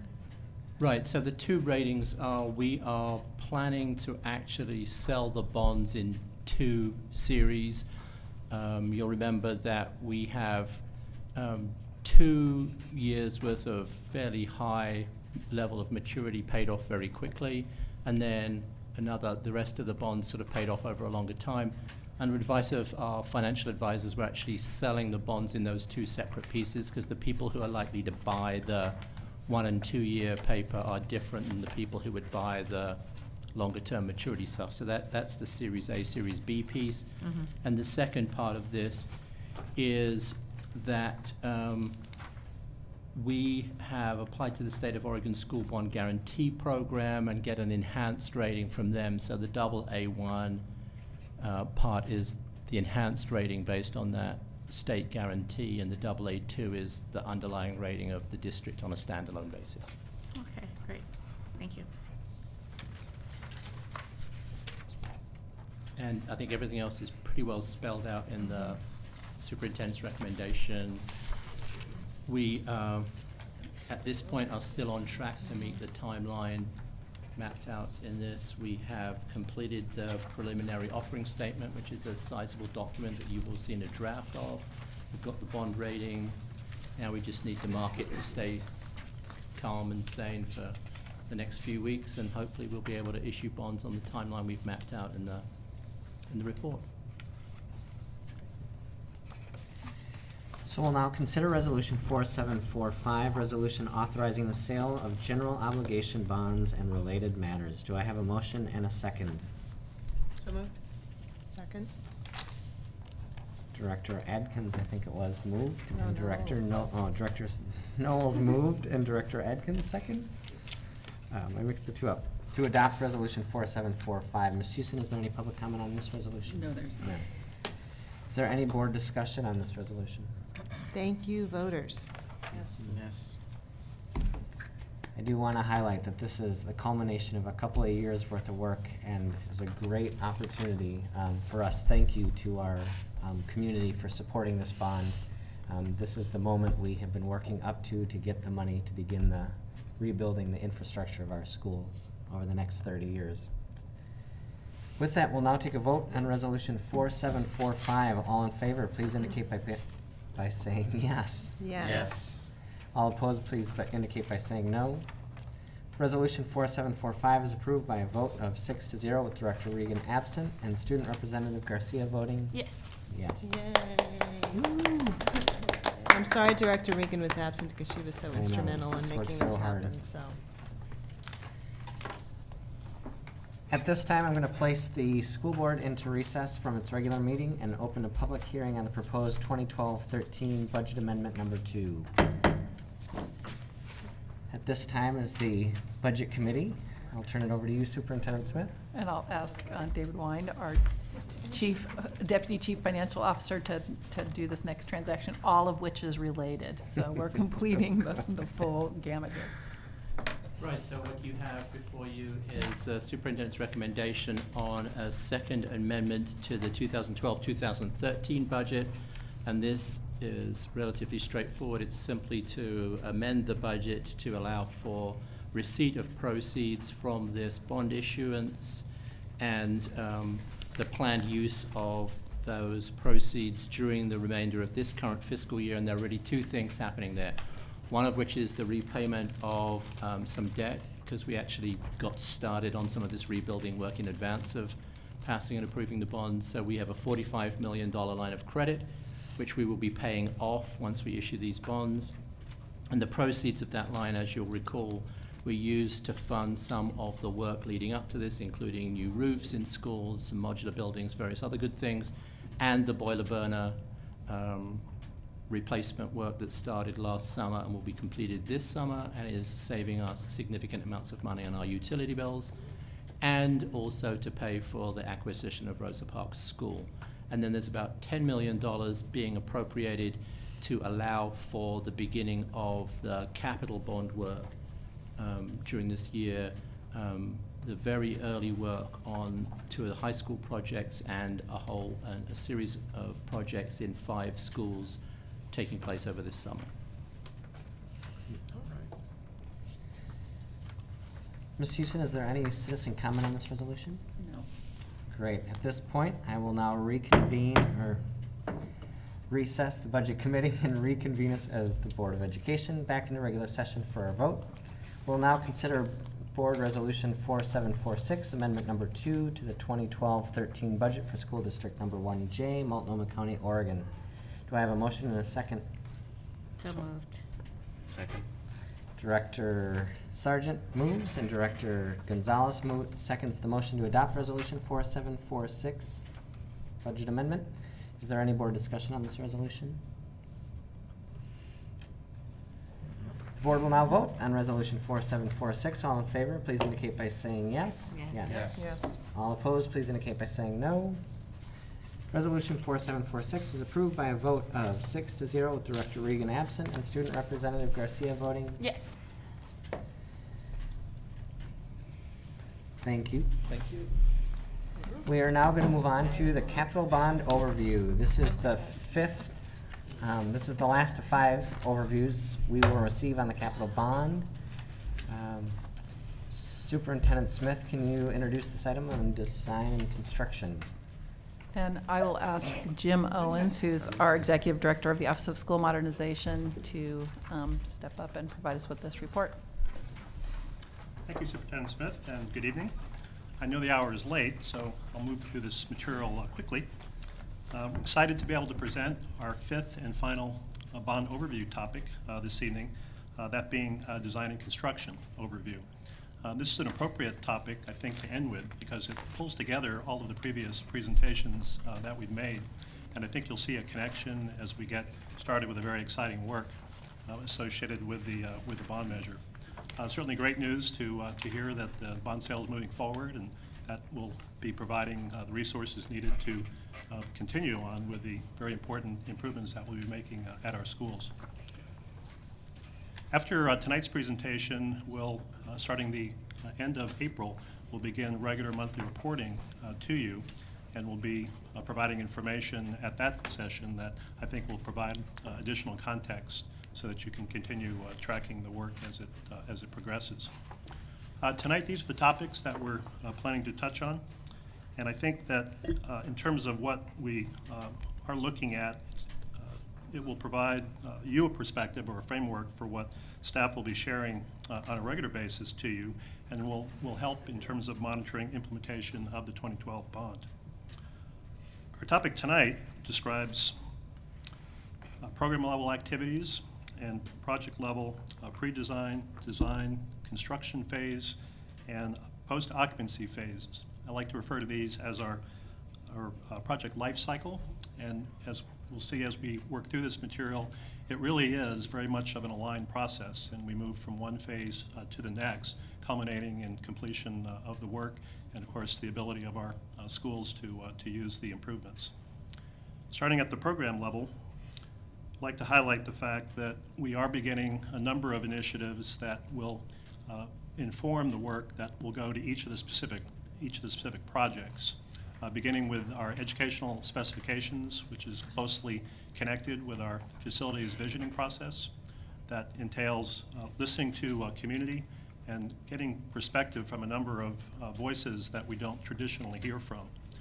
As we've gone through this first phase of the work, we have actually found a number of unique perspectives that we haven't traditionally heard from. And I think it'll be important because it reflects on what these groups are looking for in our school facilities. It's certainly something that we want to take into account. As we move out of this visioning phase, we'll be more into the development of the ed spec itself, which is an important document that describes the physical characteristics of our school improvements, and will be very informative to our design teams as they begin the work, particularly at our high schools and at replacement of Fabian. Closely aligned with the educational specifications are what we term design guidelines or construction design guidelines. And these are documents that align with our ed spec that permit the district to specify its preferences relative to a number of factors in the design. Factors such as use of proprietary specification, which you as a school board get involved in. If we make a recommendation to provide proprietary items, also We provide criteria on the type of roof systems, what type of warranties we're looking for, really delineate what's important to the district, and then apply that uniformly across all of our improvement work.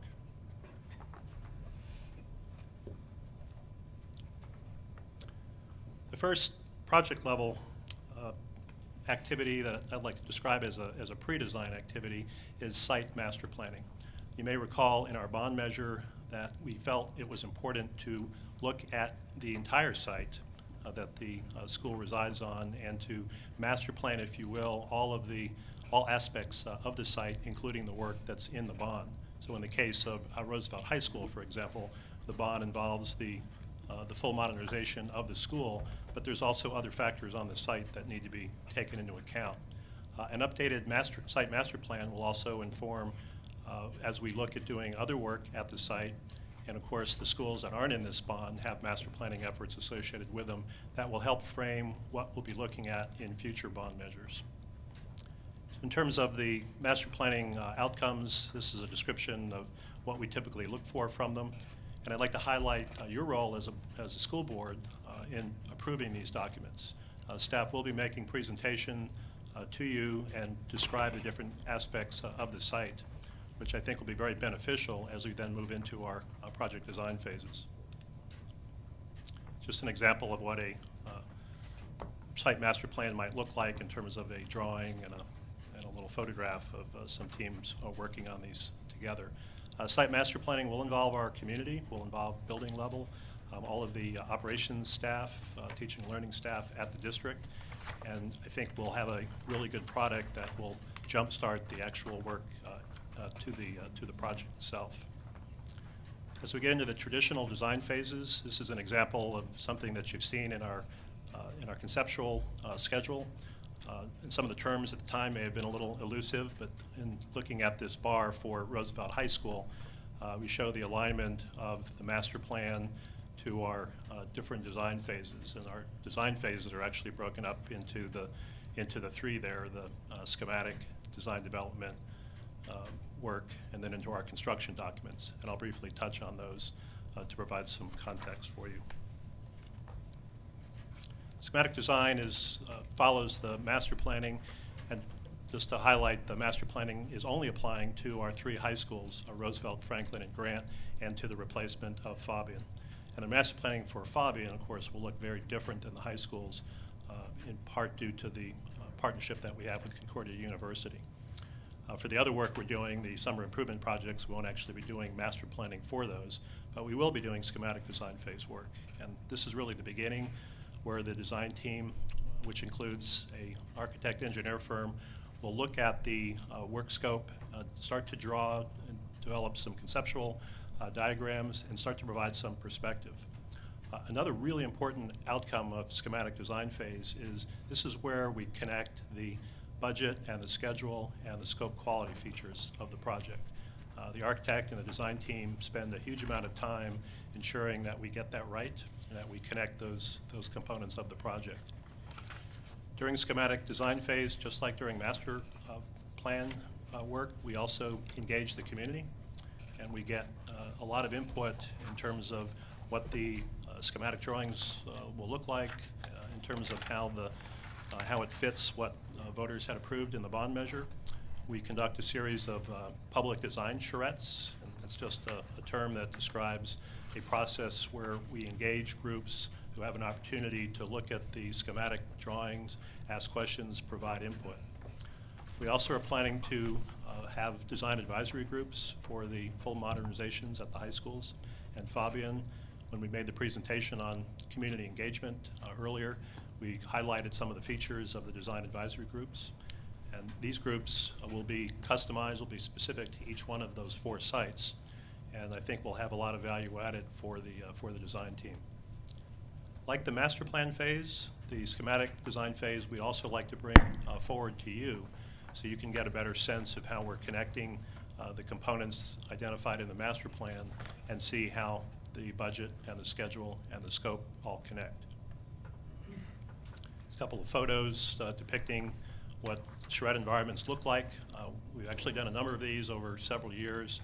Most recently, the Modern Learning Symposium that was held, where a number of our teachers were able to participate and start to brainstorm what modern learning environments look like. I mentioned the schematic design phase. This is an example of what the level of detail resembles when you look at the work. Over on the lower left-hand side of the screen is a adjacency diagram, which starts to describe the relationships between different spaces in the school. Following completion of schematic design, the design team moves into a really important phase called design development, or DD. And this is where they start to synthesize the concepts that came out during schematic, and they start to frame the work in terms of the construction documents themselves, which become the bid documents that are then used to compete among builders, who of course will actually be doing the work to affect the improvements.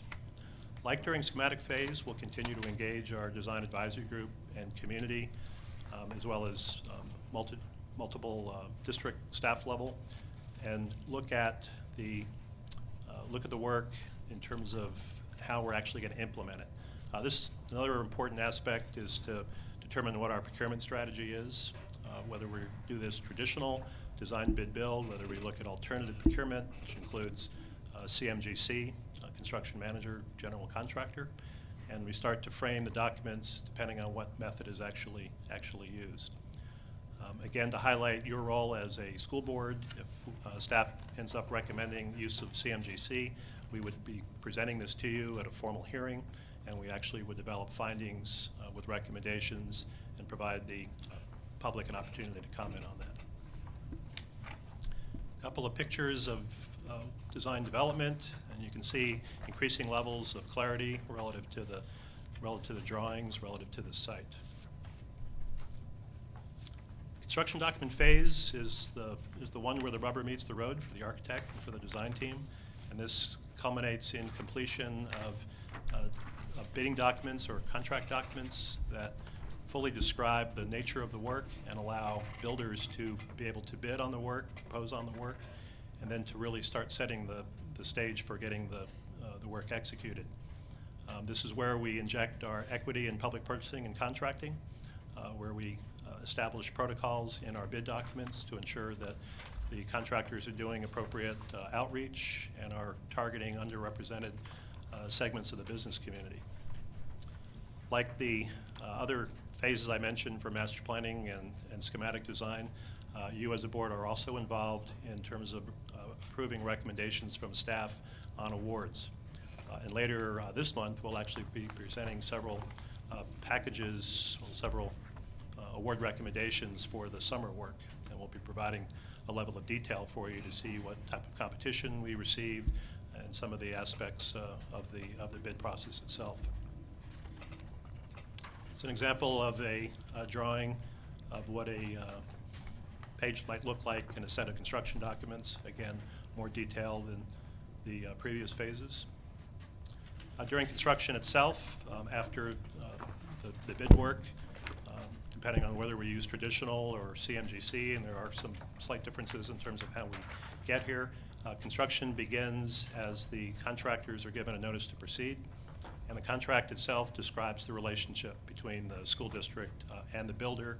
It also describes the relationship of our design team, because our architect engineer firms stay with us through the construction phase.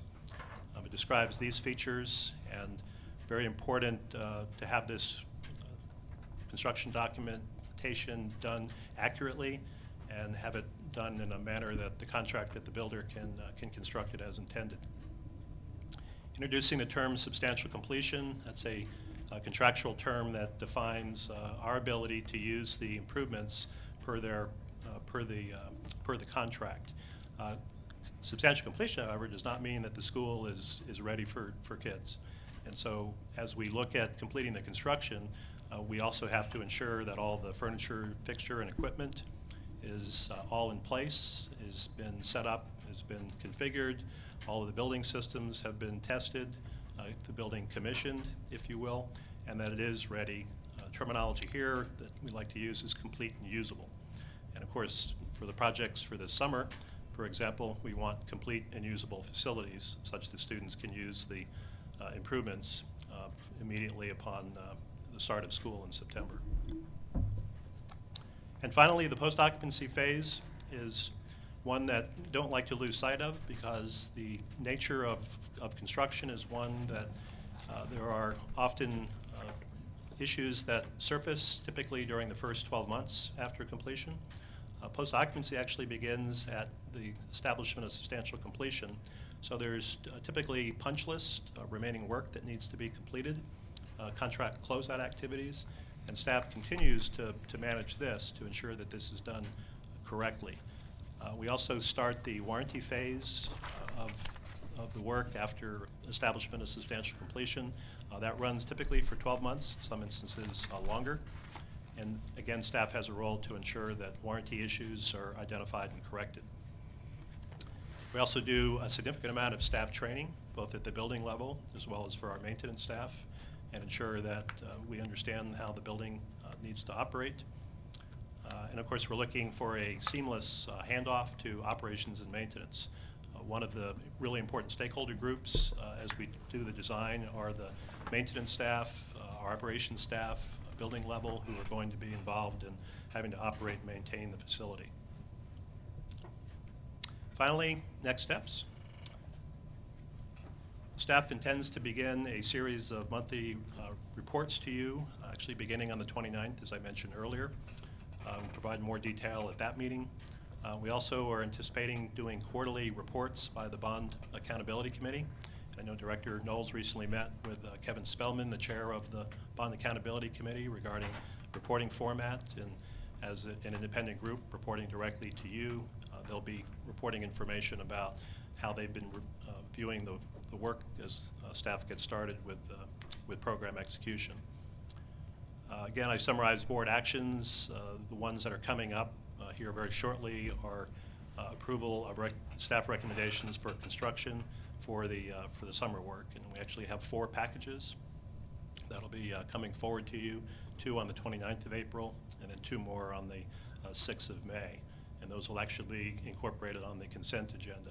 So it'll be, which actually follows my presentation. So it'll be information that will include in your board packages, and you'll be able to see some of the detail relative to these multi-million-dollar contracts. And then finally, probably in late June, perhaps early July, we'll be presenting recommendations for design professional services contracts for our 2 big high school projects. So for both Roosevelt and for Franklin, we're competing those separately.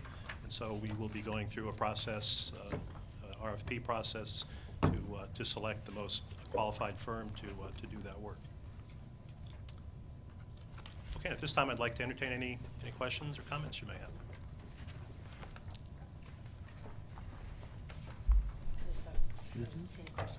So when you mentioned handoff to operations, Jim, it made me think about the participation of custodians and food service workers and all of those kinds of people. We're including them in the charrettes and whatnot, because I know I've been on some tours with the custodians, and they've told me some horror stories about some of the things that we've selected in the past in some of our schools, so. Very Just important wanted to- stakeholder group, okay. and I can assure you they are Great. going to be involved in the work, actually being at master planning and through the full design phase. As we get into construction phase, they'll also be touring the incomplete construction and having an opportunity to see the work before we get Great. to the completion. Thank you.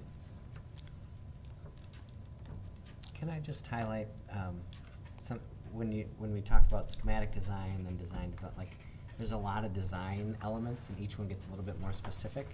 And while it's not as public in the summer work that we're doing, those phases exist in construction. And I've already heard some confusion about our summer work from some of the schools about saying, boy, there are all these consultants flying around, you're spending all this money on consultants and no work. So I point that out not because the confusion is crazy or not right-minded, but just it highlights how important our communication is about what design and how this works, because those of us aren't in construction don't understand the industry, and it seems like, wow, first the architects come in, and then there's a construction company that changes it all up, and then there's another group that comes in, and why can't I just get my answer? So can you maybe talk a little bit? I don't know if we've hired yet for the communication, but what is our plan even for the summer groups to communicate how this process is gonna look? That's a great question, and certainly would second that this is not something that is commonly understood, and this is a very process-rich type of work, and it requires a lot of very thoughtful purpose in terms of how it's put together. Through our outreach efforts with a number of community groups, we've been taking time to explain this process, and part of what our communication strategy is to highlight these details and to not only place it in our website, but also through use of social media and other forums. We are speaking to a number of groups, PTAs, community associations, and highlighting the work. We're spending quite a bit of time with our building level staff, particularly the principals and the vice principals, to explain the nature of this so that they're not caught flat-footed with it and are also able to articulate it. But very important as we get started in this work, there has been a certain amount of angst around the summer 2013 improvement work and the way we got started with it, really starting with Alameda and the large grant that we got from the state, and then adding the additional schools. And of course, this is our first bite at the apple, so to speak, for the bond work. But it's actually been progressing very much on schedule, and I think many in the community will recognize as the contractors mobilize on site and they start seeing presence with materials, with construction trailers. We do plan signage around the bond that we will be placing at the site. I think there will be a greater understanding of it, and then as the work continues over a very short time frame, I know there will be a lot of engagement to make sure the work is understood. Great. I don't know if that fully responds, but that's. I think it does. Again, I just, hearing that feedback, and as we know we all want to get this right, and I have faith that we will, but just reminding us that communicating in the forefront, because again, it's not a process, at least to me, that's intuitive. It's helpful. Thanks. No other questions? Thank you. We will now consider the remaining items on our business agenda, having voted already on resolutions 4744, 4745, and 4756. Ms. Houston, are there any changes to our remaining business agenda items? No. Do I have a motion and a second to adopt the business agenda? So moved. Second. Director Knowles moves and Director Sargent seconds the adoption of the business agenda. Ms. Houston, is there any comment on the business agenda? No. Is there any board discussion on the business agenda? No. The board will now vote on the business agenda. All in favor, please indicate by saying yes. Yes. Yes. All opposed, please indicate by saying no. Business agenda is approved by a vote of 6-0 with Director Regan absent and Student Representative Garcia voting. Yes. Our next board meeting, work session, we will hear Superintendent Smith's budget message for 2013-2014. I don't want to say it's the moment we've all been waiting for, but it in is. many ways it is. That meeting will be held on April 15th, 2013 at 6 p.m. here in the board auditorium. We hope you will join us. I also want to put a shout out that I hope that you will continue to contact your state legislators and let them know whether or not education is important to you and what your values are for this funding cycle. And at this point, our meeting is adjourned. Thank you. Thank you.